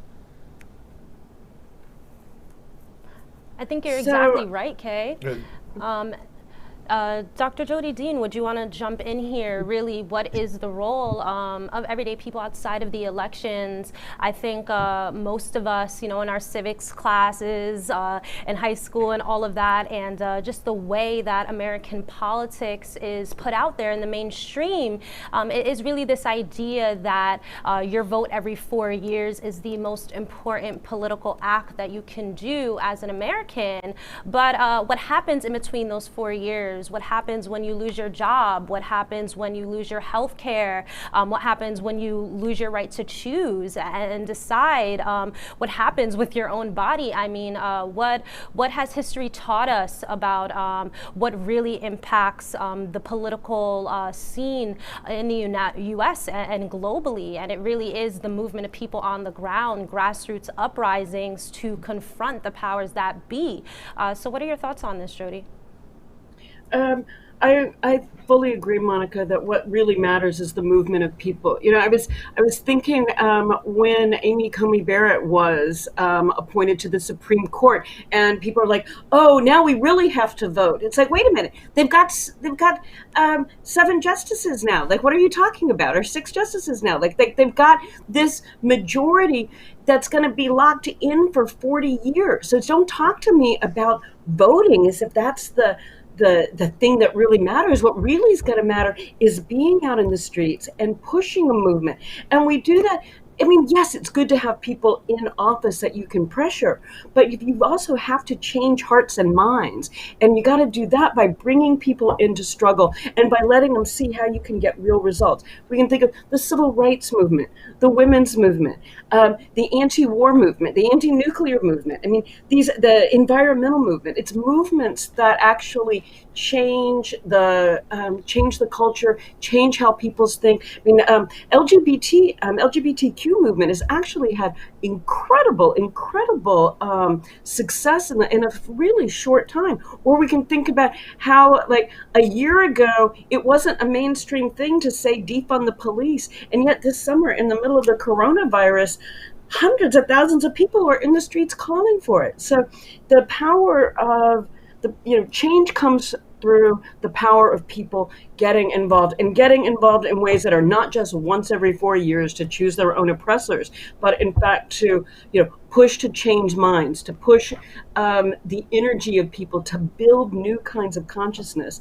And they do that through movements, and movements do that at their best when they've got really organized, committed parties who are able to knit together the different movements. So it's not just one movement for this and another movement from that for that, but all the movements together feeling like seeing their force against, let's just be clear, against the kind of, capitalist oppressors. Like, that's the problem in the US. I mean, it's so weird, right? If you think about it, everyone's like, oh, we need all sorts of choice, right? You gotta have 1,800 different kinds of cereal or shoes or pantyhose or whatever, and only 2 political parties. It's like capitalism says we get choice in everything but our politics. Mm-hmm. The choice to consume. Dr. Jody Dean, it's an honor and a pleasure to have you on Breakthrough News once again, author and activist. Thanks for joining us, Jody. Yeah, absolutely. And we're going to just keep the movement moving on there. Again, shout out to my people at By Any Means Necessary, throwback. Nevertheless, we have Abby Martin, journalist with the Empire Files. Abby, thank you so much for joining us here on our Breakthrough News live election coverage. Looks like Donald Trump could win, maybe not, I don't know. Surprised by anything we've seen tonight? No, I have to say that I'm not surprised at all. I knew going into this that it was going to be a very, very close race. I couldn't believe the pollsters and pundits who were telling us yet again that Joe Biden was going to trounce Trump, that he had it in the bag. I remember all too well 2016 being sideswiped by the results. So I knew going into this, looking at the polls, Latino votes down, from Hillary Clinton in Florida. Actually, Biden was losing the Latino vote in Florida to Trump, which is a really bad sign. In support of young Black voters in several key swing states as well. And I just knew when it came down to battleground states, the polls were so much closer. There were so many disturbing trends. And the national polls really didn't mean anything because it really comes down to what, like 6 states in this election, and the rest of the states just voting is essentially symbolic. So no, I'm not surprised. I'm pretty devastated because I think it's just going to be a really difficult terrain for the left to organize under. The political repression is going to be strong. They're going to be running on a lot of dangerous trends like labeling peaceful protesters terrorist groups, and emboldening the fascist police forces as well as the militia forces in this country. But am I surprised? No, I'm not. I mean, did the Democrats go the wrong way with even who they chose? I mean, we've talked about this all night, that it seems surprising in some ways, given how just shambolic Trump has been, that it is this close. Obviously, there was so much energy behind Senator Bernie Sanders, more than anyone else. I think there's a lot of maybe post-mortems, I don't know, it's not over yet, but a lot of people may be wondering right now, was Biden the right person? Biden was the worst possible candidate to be in the entire Democratic primary field, I would argue, maybe aside from John Delaney. He was horrible. He is horrible. And really, I mean, let's look back even when he was chosen as VP for Obama. I mean, he literally was chosen to try to kind of quell the moderate Republicans who they might pick up by saying, oh, don't worry, Obama's not the radical you think he is. Look, he's picking up a centrist, semi-right winger to be VP. And then the Democratic primary field, he had no enthusiasm for him at all. The only reason he won was because of this coordination with all the other candidates to usurp Bernie Sanders. His entire campaign has been a repudiation of the Bernie Sanders wing, anti-socialism, throwing progressives under the bus, promising that nothing will change, looking at his Wall Street donors as to say nothing will fundamentally change for you. Well, what about the tens of millions of people in this country who need fundamental change? And the reason that this rotting system bred this cancerous tumor like Trump in the first place. So the entire election has been, what is the enthusiasm for Trump versus the enthusiasm against Trump? Because no one is going out and voting today because they are enthusiastic for Biden. It's just a matter of how much do people really hate Trump? And it looks like not enough. I wonder how you evaluate the role of the media in this campaign and the way that it shapes people's perception and sort of puts us in the situation where we are now.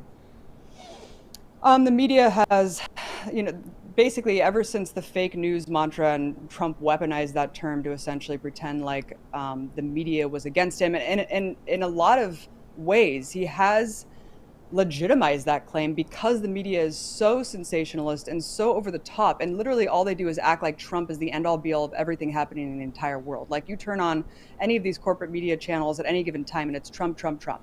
It's free advertising for him, billions of dollars worth, we know, back in 2016. And these people love it. It's money rolling in for them, right? They don't care about how devastating it is to have a pathological lying child on the media constantly just peddling the most divisive, insane stuff you've ever heard in your life. And another thing that I think the media really is at fault for is not talking about why the Republicans continue to win. The Electoral College and this widespread voter suppression that has been implemented by the GOP and the Trump administration, where he's engaged in litigation with several states to actually suppress the Democratic vote and disenfranchise millions of people, predominantly people of color in these states.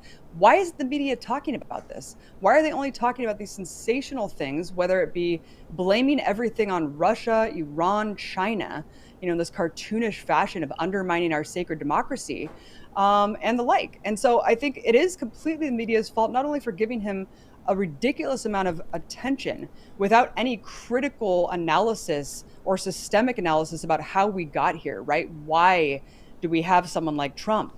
But also just what are the real flaws with the system and how can we solve them? And how does change really happen? And I think that the reason why, Eugene, is because the vast majority of these people, of course, the millionaire pundits on these TV stations and all of the people in the Beltway newspaper and media elite establishment, nothing's going to fundamentally change for them whether Trump does win a second term. So, they don't really care at the end of the day. They're not the ones who are homeless. They're not the ones who are getting evicted. And they're not the ones who are losing their health care. And so for them, it's just a game of semantics. I think you're exactly right, Abby. Now in 2016, we saw nearly half of eligible voters not hit the ballot box at all. And just as you've said, it seems the Democrats campaign, to make Trump to be this, unprecedented monster, incomparable to any other, comparable to Hitler. All of these things was not enough to scare most American voters to voting in 2016. And, we're not exactly sure of those numbers now, but what do you think of that? Do you think the Democrats' entire scare campaign that, we must do whatever it takes to get Trump out of the White House, do you think that'll work a second time? No, I don't. And I think that we're seeing, in fact, it hasn't worked. Biden was touting himself as going to have a crushing victory in all these battleground states. And we're seeing if he does win, it's going to be by a very, very slim margin. This fear-mongering and scaremongering tactic, I think, has only backfired because, again, it's emboldened and legitimized Trump's cult-like base, that there is a conspiracy out against him from the so-called deep state, the intelligence apparatus, even though he appointed Gina Haspel, the Bush administration torture chief. And, he has Mike Pompeo at the helm, an insane apocalyptic war criminal. But yeah, these things don't matter to his base. He is their cult leader. They take every word as gospel, so he can say whatever he wants and millions of people will believe him. It's quite fascinating. And I think it really just is a testament to the lack of critical thinking, media literacy in this country, that people are so detached from reality that they actually believe that Trump is somehow fighting the very thing that he represents as the CEO of the empire. But you make a very good point, and that's the fact that 50% of eligible voters in the US did not vote. And so you see this constant punching left from the establishment. Meanwhile, from the Democratic establishment, rather, of course, the Republicans hate the leftists, but to see the Democrats rally around punching left is really, really outrageous, because they need the left to win elections, yet they give the left and working class people nothing, no program whatsoever to come out and vote for. People aren't going to get inspired or enthused because they're voting against something, especially when they're waiting in line sometimes 8 hours or more because of these voter suppression tactics, that they could actually losing wages instead of voting. I mean, this is the choice that working class people have to make in this country. It's absolutely outrageous. And I think that instead of punching left every time and blaming third parties every time, the Democratic establishment really needs to take stock of not only their own failures, but why is it that half of all eligible voters are not showing up? They are the largest voting bloc, and they have nothing to offer these people. And that really says a lot about who they are. I mean, to me, Abby, it really just calls to question the legitimacy of the so-called greatest democracy in the world, the legitimacy of a system in which half of its voters don't even bother to vote, don't feel moved enough or listened to enough by the program of either major political parties to even bother casting their vote.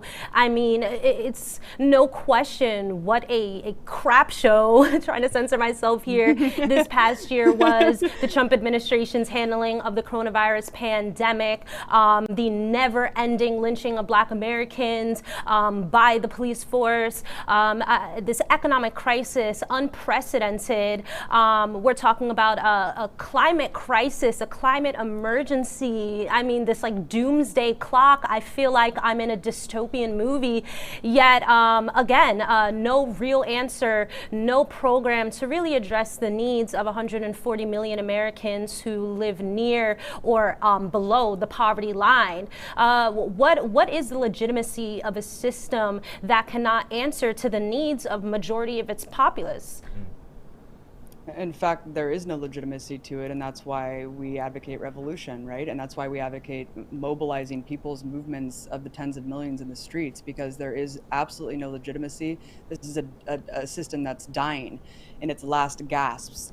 That's why you have the voter suppression. That's why you have the Electoral College, an antiquated, absurd holdover from colonial times to try to secure the rule of minority right-wing white men, politicians who want to usurp democracy time and again. You wouldn't see these things in place and maintained if this was a legitimate system. And then, of course, you can look at the fact of, Guam and Puerto Rico casting their votes with really no political representation, right? It's just kind of this symbolic measure. And this really shows you that the U.S., reminding people in this country that the U.S. is a vast military empire and a territorial empire that subjugates countries as colonies and territories, and and it affects tens of millions of people around the world who are impacted by the decisions of the American president.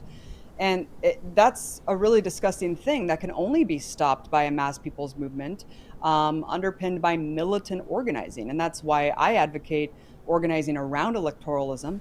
I think that engaging in electoralism, of course, it's something, you show up and push a lever every 4 years. That's great. That's great. But if that's all you're doing it wrong.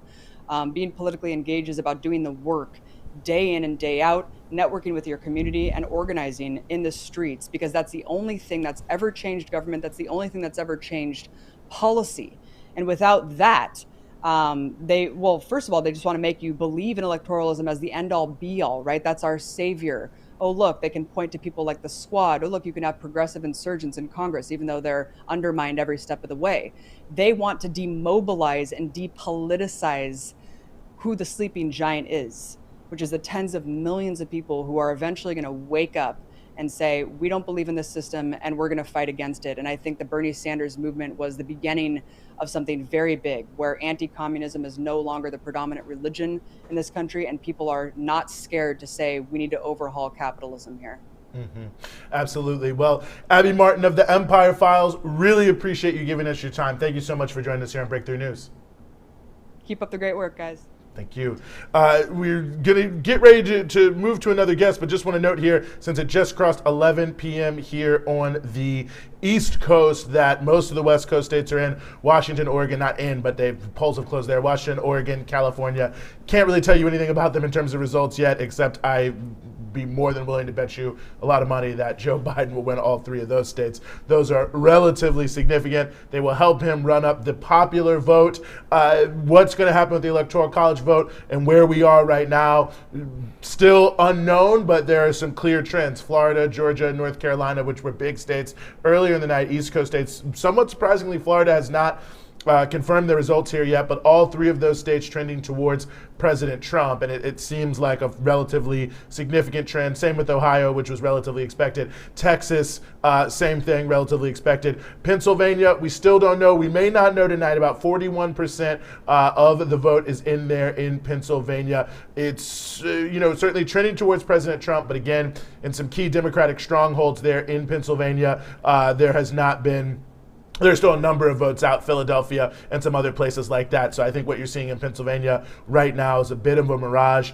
Wisconsin looking relatively close. Michigan not looking as close, but it does look like Pennsylvania, just like 2016. I think Wisconsin, just like 2016, could be key. Iowa could end up being key there now, about 50% of the vote in.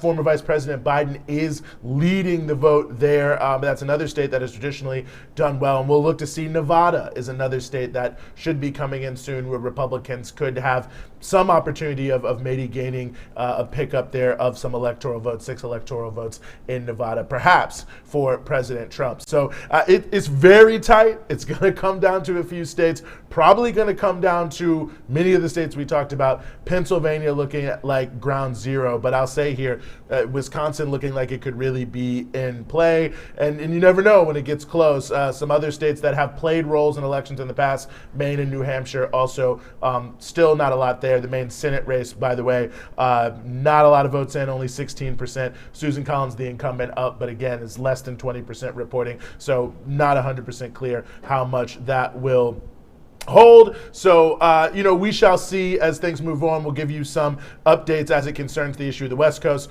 Currently, Biden with 209 electoral votes, Trump with 112. You need 270 to win, but in some ways, that number is itself a bit of a mirage right now, since we're still waiting for some key states. But as we continue to wait and as we continue to talk, we want to bring in our next guest, who is Gloria La Riva, who was the presidential candidate, along with Sue Neal Freeman, who is her vice presidential candidate of the Party for Socialism and Liberation, joining us here from California. Gloria, thank you so much for being with us. Thank you, Monica and Eugene, for having me on. Well, Gloria, I just want to ask you this. I mean, obviously, the mainstream media, it covers, so-called third parties, people trying to offer an alternative, very, very little. So I think a lot of people don't get a sense of, some of what you see and hear from people on the ground. And I mean, you've been in hurricane disaster zones, you've been in working class communities all around the country. Just talk about, if you could, about what you've been seeing and what you've been hearing from people out there on the campaign trail. Well, precisely tonight, Eugene, one of our friends that we met from Lake Charles, Louisiana, which is a town completely destroyed, uninhabitable, no water, sewage, or electricity power, and it's abandoned because people are holed up right now in hotels in New Orleans, and we went back there to help organize a march for them and demand, assistance from the government. One man, Gabriel, just called me today and said, I want to wish you luck and thank you so much for what you did for us. And I said, did y'all vote? Because I thought polling places should be set up for the Lake Charles people in New Orleans. He said no. And I think that whole town is disenfranchised, which is mostly black, because they had to evacuate on buses. And to be able to vote, they were told they had to get on buses, which is 3 hours away from New Orleans, get into a town that is actually quite dangerous because there are no facilities. And it's actually been taken over by swarms of mosquitoes. In fact, believe it or not, a month after the hurricane, 400 cows died because they were bled to death by mosquitoes. That's how dangerous it is. And he said, we weren't going to go back that way to vote. And so that's just one example of people who definitely need a change in this government, and we're disenfranchised, including so many others who don't have a chance. But I want to say something about what could be the outcome tonight. It's still early. Many states have to report, and there will be a few days of the final counts in many of the states. But it could end up being that Trump wins. It could be very close, or he could actually end up winning. And the question is, if this happens, how would this have happened in a time this year, 2020, when for 8 months now, we have reached the highest number in absolute and relative terms of people who have died of COVID, more than 230,000, and the numbers are reaching very frightening numbers of more than 9 million people who become ill, of 60 million people who lost their jobs from March to August, lost their health care as a result, have come back to lesser paying jobs, many still unemployed. People who were entitled to unemployment didn't get it. This disaster of the economic crisis from the pandemic, no national plan, and the poor who don't have a chance to go get medical care. How could this happen, that Trump could win, since he led the country at this time and not only neglected, but it was criminal actions on his part? How is it that half the population could end up voting for him and his possibly win a second term? And the answer very much is, very clearly, as we see it in the Party for Socialism and Liberation, is that it is evident that the Biden program, the Biden campaign, was one which failed completely to reflect the needs, the demands, the absolute need of the people to have economic and social relief. A candidate who promised to veto Medicare for all plans, who promised that the police needed more funding and was opposed to defunding police with all these murders we've been seeing and the rebellion, the uprising taking place. And one who basically said, vote for me because I'm not Trump. Despite the fact he had record numbers of money raised. They say now that it's going to be a $14 billion presidential race. It's quite stunning. And because the people didn't see themselves represented by the Democrats. That's really what it is. There's also the dichotomy that we have to point out. You look at the map tonight on CNN or New York Times, you see the map that it may be, for example, in Ohio, that Biden's winning handily in all the urban areas, Columbus, Dayton, Cleveland. all the urban areas of Ohio, but then the rest of the state, as many other states, are red. And there is really a dichotomy between the rural and the urban areas of this country. People who are neglected, tens of millions who don't even have a hospital near them. And let's not forget the native reservations, which are so remote and so, 90% unemployment and higher, that people, including white working class people, are not being inspired by Biden. That's really what happened. And that you have, right before the pandemic hit, before it was a lockdown in mid-March, that just before Super Tuesday of March 3rd, that the Democratic National Committee worked to get all the other candidates, require that they suspend their campaigns, resign their campaigns, and join together to assure that Bernie Sanders would not get nominated. Someone who had the ability to inspire people, especially after the pandemic kicked off. And instead, and they chose someone like Biden, who wasn't even finishing third in the primaries, who could barely utter a complete sentence, who had really nothing to offer people, and it was shown in the outcome of the primaries.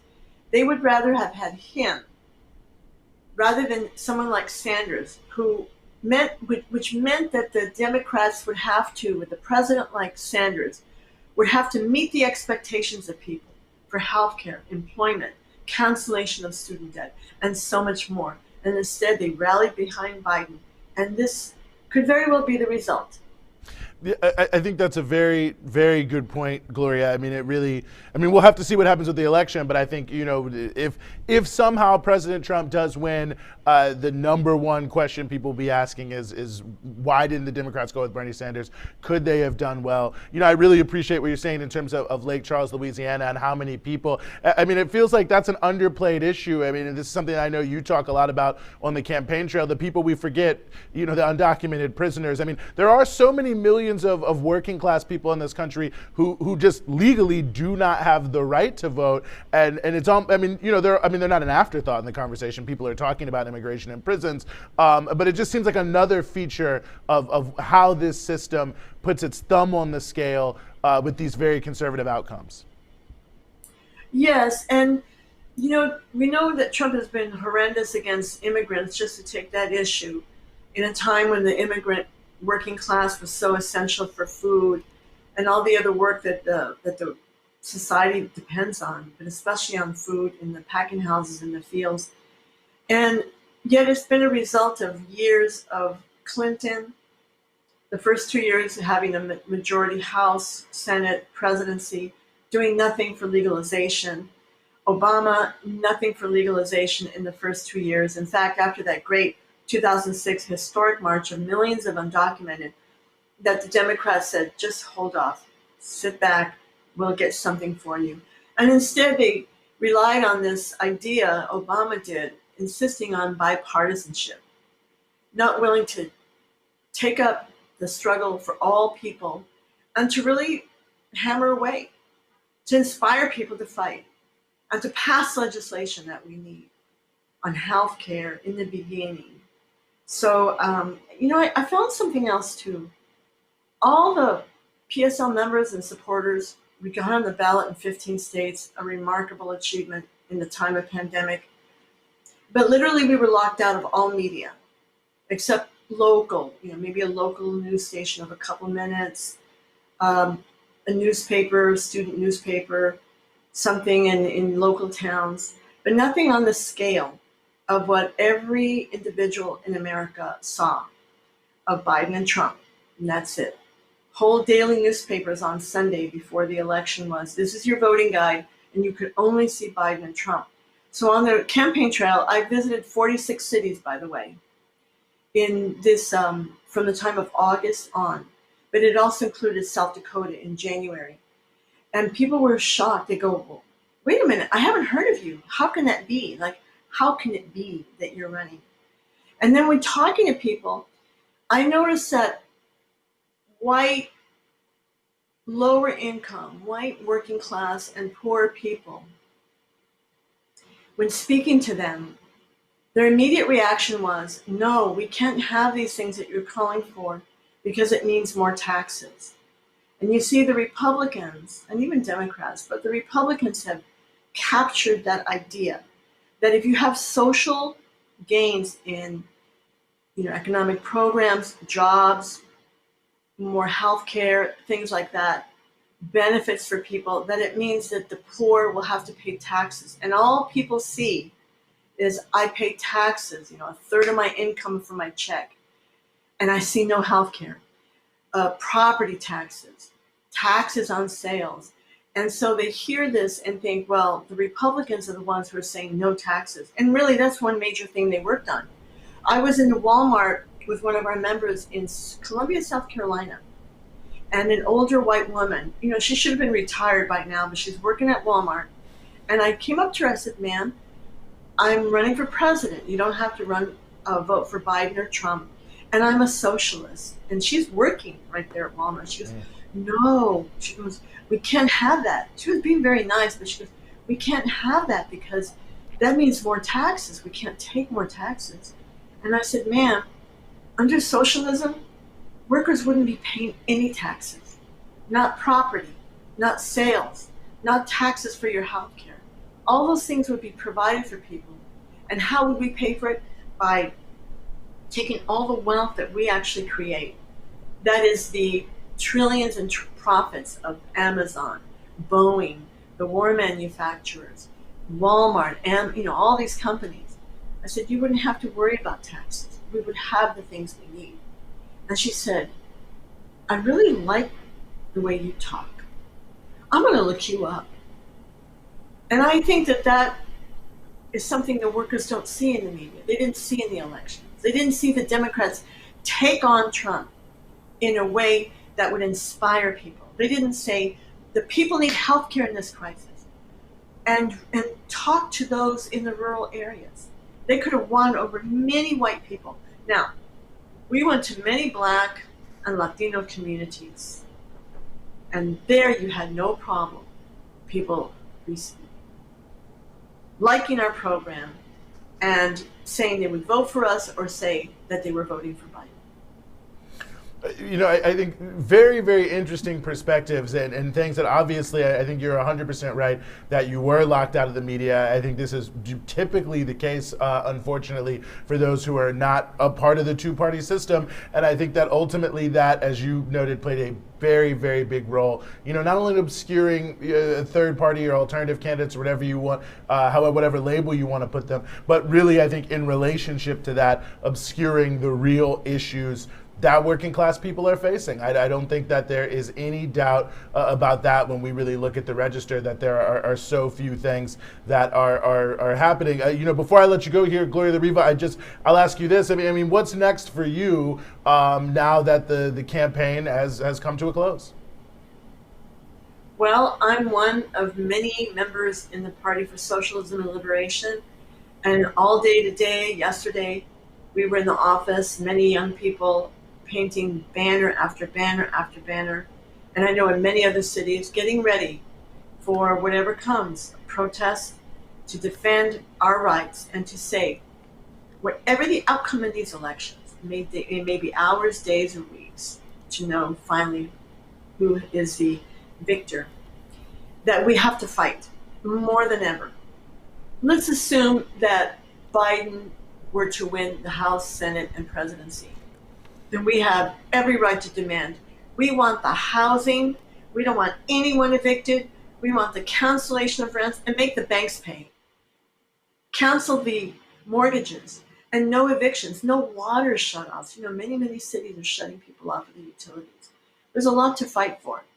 If Trump were to win, we know that, it's hard to know what will happen in the Senate and the House. But if Trump were to win, we cannot allow ourselves, we have to reach out to people and say, don't be demoralized. It means we have to organize ever more and fight back. That's what I'll be doing in the next days. I don't think there's any time to rest. But I have to say, I had the greatest privilege to meet tens of thousands of people.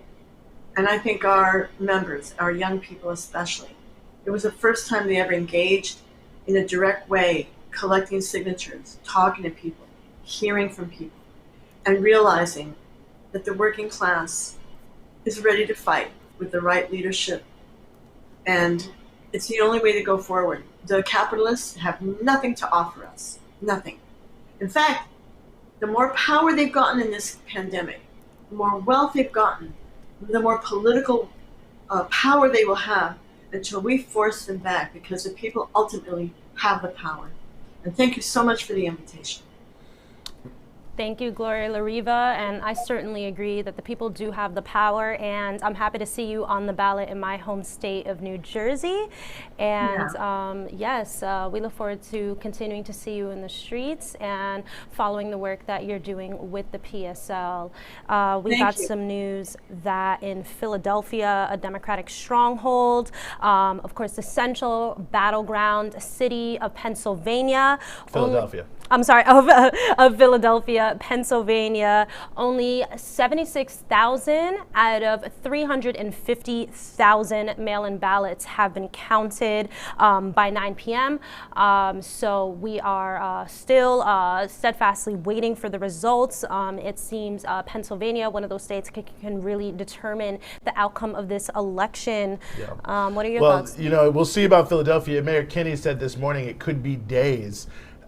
I don't know what they're doing. I mean, I don't know. You don't want to say anything negative about people. You don't know what's going on. But I thought they had all these new voting machines and they're assuring people. And I just think that, it's shameful that, a city like Philadelphia, which is a major city in the United States, a major city for the black working class in this country historically, and I don't just mean politically, I also mean culturally, the Philadelphia Sound, Joe Frazier boxing. I mean, so many different elements. And you've got all these Republican areas. You've got 90%, and you've got, a fifth of the votes there in Philadelphia. I mean, it is what it is, but I think that it really tells the tale. And I've said this all night. This has been a trend for many, many years, that you have many of the urban working class areas and the rural areas, they're starved for funds. They don't have the right machines. They don't have enough poll workers, all these different issues, and it stretches on and on and on. And I think that's a disservice, to people who, many of them waited hours to be able to vote there. But we shall see with Pennsylvania.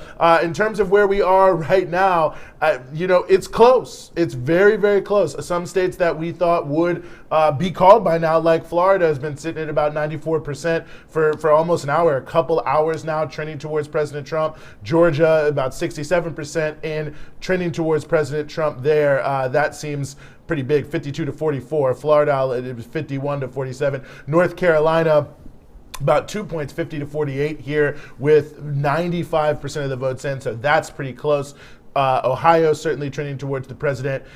Wisconsin, right now Trump is up with 52%. That could be big. Michigan, it does look like, for sure, President Trump also up at only 44%, and definitely a few places that have not come back as strongly. For instance, Wayne County, that's where Detroit is. Only 28% of the vote is in there in Wayne County. So I think we'll have to wait a little bit to see how significant anything is as it concerns Michigan. Biden, I should mention, also has won New Hampshire. I mentioned New Hampshire could play a role. We'll see, could play a role. New Hampshire has a reputation as a swing state, and certainly I think that for Biden wasn't necessarily 100% clear if he needed to win New Hampshire, but I think as it's looking now, that probably will be very important for him in the long run in terms of putting together the 270 electoral votes that you need to be able to win the race. So that's a little bit of where we stand in terms of the presidential race, which is where we don't know. The race is too close to call. Many key states are trending towards President Trump, but there's still a lot of questions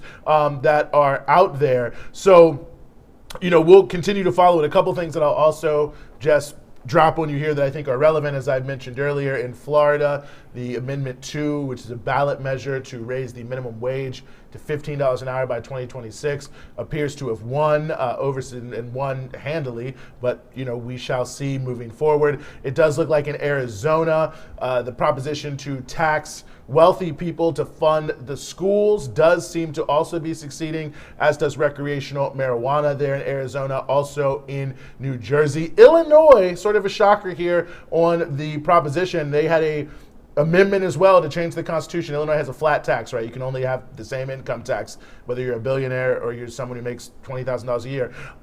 They were going to have a amendment to give a progressive income tax so you can tax these ultra wealthy people, with their businesses down in the Magnificent Mile in Chicago and the Loop. And that seems to not be succeeding as of right now. It seems it could still win, but that seems like that may not succeed. That's important. I mentioned earlier as well that Lindsey Graham it's been called there in South Carolina. It looks like Mark Kelly, who is the husband of Gabby Giffords. People may remember him. He's running against Martha McSally in the Senate race there. He appears to be up pretty handily. Also an astronaut, so a number of, I guess, points of fame there, but nevertheless, he seems to be doing well in the state of Arizona, as does Joe Biden, who continues to be up with about 75% in by a number of different points.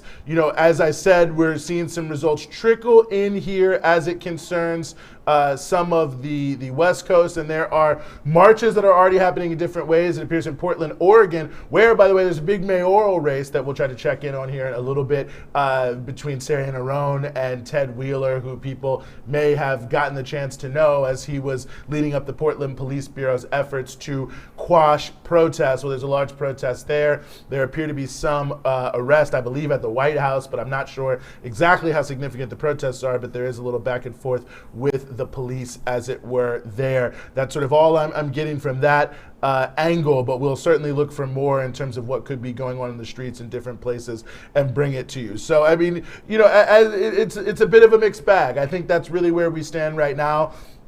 I think we're seeing, as we always do, if you pay attention to elections, very progressive ballot measures, or relatively progressive, or moderately progressive, or whatever you want to call it. Oftentimes, especially the minimum wage, which almost never loses when it's a ballot measure, they do very well. They often do better than the Democratic candidate who are often associated with those policies. And I think one of the things that I really take away from that, Monica, when you take one step back, is the ineffectiveness of the Democrats in building any sort of coherent message that can embrace these things. I mean, allegedly $15 an hour is supposed to be over the moon. It's too wild. You can't do this, you can't do that. And here you have a significant number of people in Florida, including some people who are obviously Republicans, Trump supporters, conservatives, whatever they call themselves. You can say the same thing about a number of these different measures, and that there is a sentiment there amongst many millions of people behind individual sort of progressive issues, but it's become so lost. And I can't prognosticate 100% what it's all about, but I do think that is, to me, a very notable factor when you look at these election nights, that there's all these different data points that do seem to reflect that there is much more of a desire for policies that certainly are more transformative in a positive way than anything the two major parties are offering, yet somehow it not only does not seem to get into the discourse, but it seems that neither of the major parties is even really able to put it together as a discourse. I think you're exactly right. I mean, poverty is political, but poverty doesn't see red and blue states. So I think it's fascinating, but really indicative of what working class and poor people of the United States need. When we look at a state like Florida, a battleground state, a purple state, whatever, we're seeing people who, as you said, undoubtedly cast their ballot for Trump, but said yes when fighting on the fight for on passing a $15 minimum wage, which, by the way, let's just make it clear, that was a demand that was brought up by the movement. Right. Biden, of course, is saying yes to $15 an hour for minimum wage nationwide, but this was not something that the Democrats just dreamed up and decided to say yes to. It was a movement on the ground, the Fight for 15 movement, the movement of fast food workers, of low-wage service and retail workers that have been demanding this, unions that have been demanding this, right?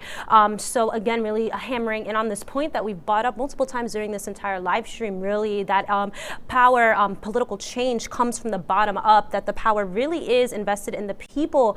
And again, I'm just telling you, it's really, this looks like 2016 all over again, the Democrats on a single lesson learned. But I'm still my mind is boggled, can't get my mind off these numbers from this exit poll I brought up a couple of times from the Morning Consult. I mean, 83 of Biden voters say that universal healthcare coverage is very important. 76% want lower healthcare costs. Again, Biden refusing to support Medicare for all. We're talking about 60% of Biden voters want to raise taxes on the wealthy amidst, just this historic income inequality that we're seeing in the United States. While millions are losing their jobs, we're seeing the trillionaires. I mean, I can't even conceptualize this number in my head. Are making billions of more money throughout this pandemic. Amazon price gouging, all of this stuff. Wall Street getting $1 trillion handouts from our elected representatives.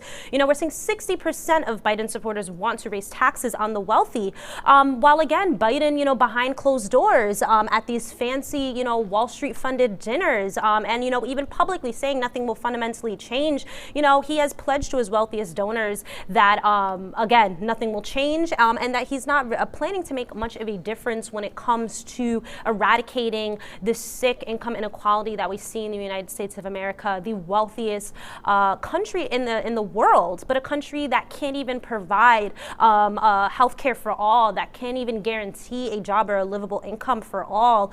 So many just basic bread and butter issues. I mean, we are human beings. We are flesh and blood. We need material things to survive.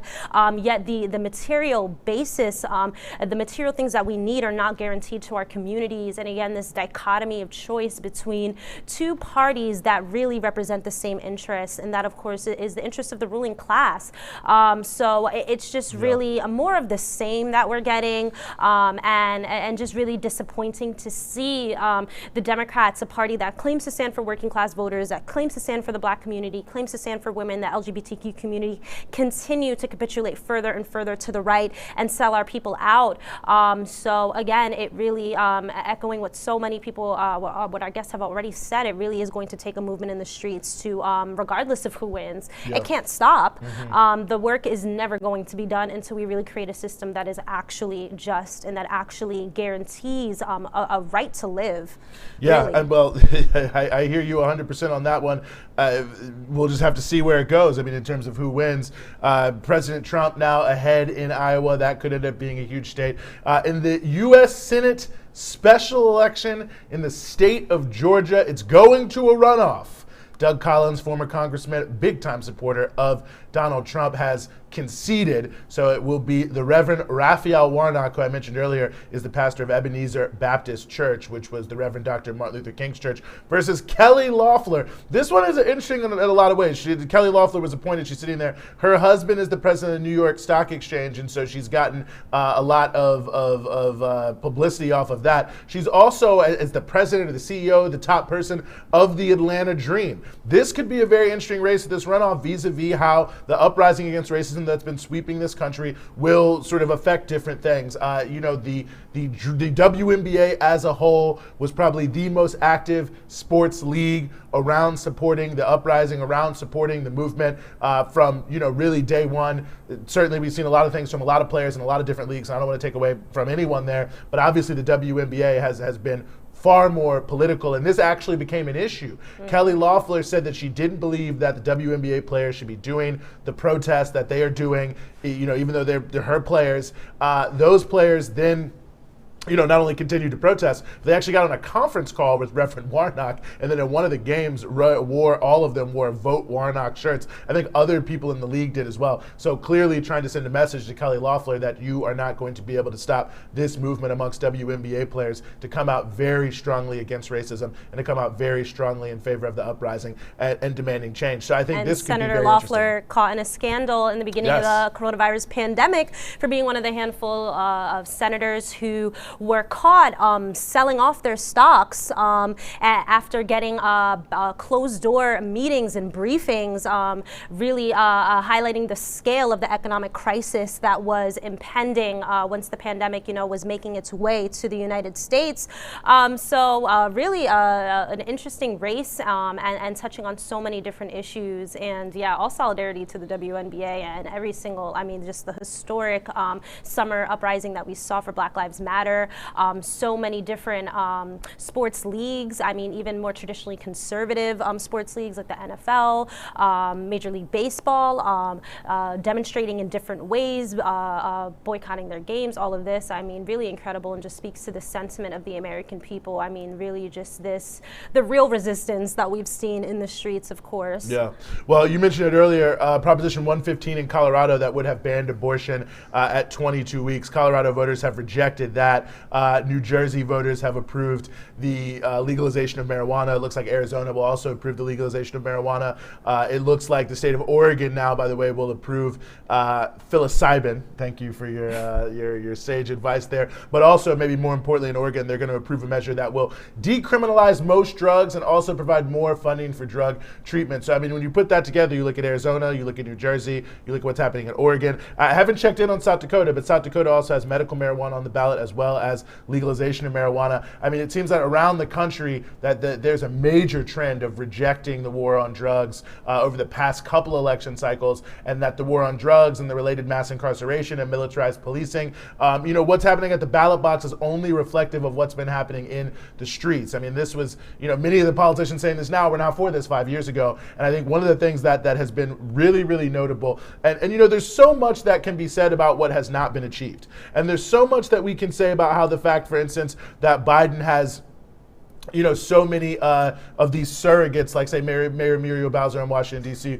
who planted Black Lives Matter on the street, or Bill de Blasio, or I could go on and on and on for all these individuals who are actually supporters of militarized police terror, right. of racist policing, of police brutality. I mean, that is one thing, and I want to note that. And how the so-called progressive prosecutor trend has turned out to not really be, I think, what many people said it was going to be. Now, I don't want to say they haven't done anything, but I think we've seen significantly, including recently from DA Larry Krasner in Philadelphia, the way he's treated protesters, that many of these so-called progressive prosecutors are acting just like cops. I mean, maybe they're acting like a slightly nicer cop than the last guy, but they haven't really changed the reality of the system. So it's very important we note that there has been a complete disrespect, but I also do want to note that it isn't just total inertia here. And I think ballot measures often show that, because politicians don't have to do anything.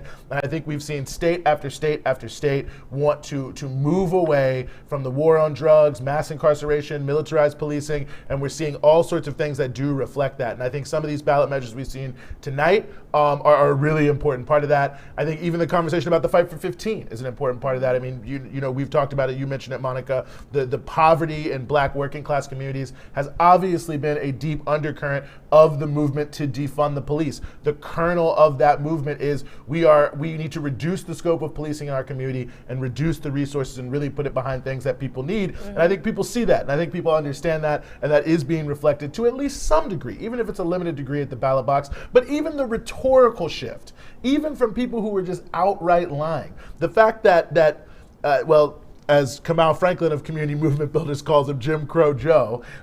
It's funny, but this is a guy who basically his entire political career is predicated on taking the right-wing stance, the most right-wing stance a Democrat can take on most of the important social issues, supporting mass incarceration, supporting segregationists and segregation, quite frankly, and all these other things. The fact that someone like this with such an unbelievably terrible record of harming the Black community could now try to turn around and be someone totally different. Yes, it's just because he wants to win.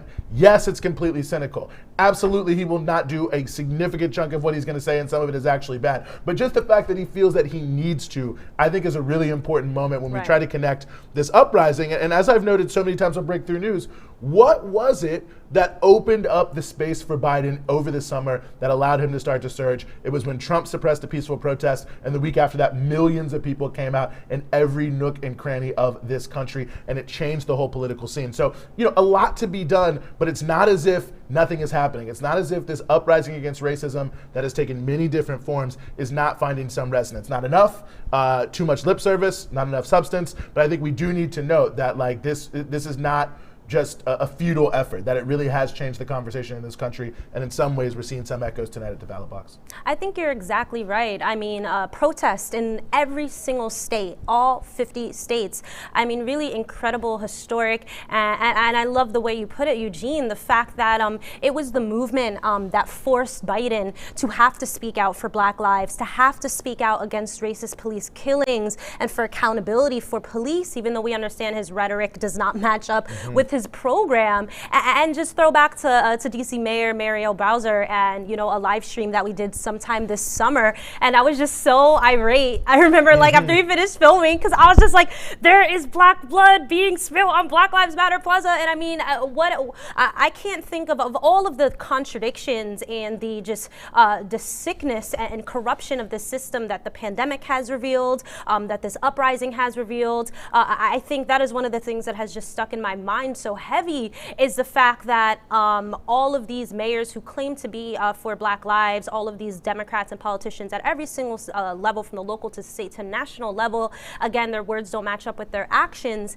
And how do they respond to a nationwide movement, a popular uprising? Let's just say this is not no unpopular, oh, this is some Russian bot stirring things up on social media or sending outside agitators. It's a popular uprising that numbers are showing, that poll numbers have been showing that people are largely in support of these protests against police brutality, is met with what? Police brutality. I mean, it's just sick. And yeah, I think this just really, again, lays bare what this system stands for, what 2020, the United States of America, this empire, the biggest empire, wealthiest empire the world has ever known, really what's at stake here, and also the nature of the state that we're up against, right? So you're here on Breakthrough News. Thank you for sticking with us. What time is it? We've been here almost 11:44 on the East Coast. Almost hour 3 on the East Coast of our live stream. We started at 9, and I mean, we're wrapping up, but if you haven't already, still hit that share button. Folks who might be asleep right now, whatever, sleeping, watching the mainstream corporate media coverage, make sure to share this so your friends, your family, your coworkers, random people on the internet you don't even know, make sure that they're getting this news. They're getting the perspectives and analysis you're not going to hear anywhere else besides right here on Breakthrough News. And I want to tell you about a really critical way you can make sure that the work that we're doing here at Breakthrough continues, and that's by becoming a patron. Check out patreon.com/breakthrough news. You'll see all of the different tiers of giving per month that will give you access to exclusive content, our monthly podcast, our cute stickers, our cute mugs you see up here, all yours. I just spilled a little bit of my mate on myself. We're okay here, but yes, make sure to check out our Patreon, patreon.com/breakthrough news. Again, to keep this important work going from the start of this uprising, from the start of the pandemic, we were here on the ground talking to everyday people, not talking to millionaire pundits and talking heads funded by Wall Street. We're here giving you the news and perspective of working class and oppressed people, and also connecting everything happening here to the U.S. to what's happening on a global scale, right? So please keep our work going, and as we always say, you know, don't just watch us, join us on Breakthrough. Becoming a patron is the perfect way to do that. We're here as a media arm of the movement, again, giving you the news that you're not going to hear anywhere else. So thank you so much, viewers. And again, if you aren't already following us on social media, Twitter and Instagram at BT Newsroom. We're coming to you on TikTok soon. I'm working on that. I promise. Our creative director, we are working on that. And Breakthrough News on YouTube and Facebook. You can find us as well. And on YouTube, use that handy dandy subscriber button, turn on those alerts, and you will be notified as soon as we post new content. So thanks again for everyone tuning in tonight, and to all of our patrons and our soon-to-be new patrons. We really appreciate your support. We absolutely appreciate everyone's support. Thanks everyone for watching us here. This is our live election night broadcast. I mean, I'll leave you with this. We still don't know what's going to happen. We still can't predict 100% what's going to happen. There's some big states leaning towards some Trump. There's some big states leaning towards Biden. There's some big states that are pretty close. Very important state. Seems like it's going to be Pennsylvania. Very few votes really have been counted in key places in Pennsylvania, especially for Joe Biden. So we'll just have to see. So Pennsylvania, Wisconsin, Arizona, North Carolina, those are some of the states that we're looking at and we're tracking. But there's going to be a lot more to it. It could certainly drag on even longer. For anyone who really cares and was wondering, it doesn't seem like Kanye West is doing too well. So if you were on that train, there's really nothing I can do for you there. And that's about all the reporting I'm going to do on Kanye West's presidential campaign. But again, thank you so much to everyone for watching us. Thank you so much to all of our guests who joined us here on By Any Means Necessary. Monica, as always, it's a pleasure. Shout out to our whole team here at Breakthrough News. Kay, of course, who is upstairs doing so much for us. Hey. Everyone behind the scenes, Juan, Will, Gammy, Rachel, Marcus, Ben, Marissa.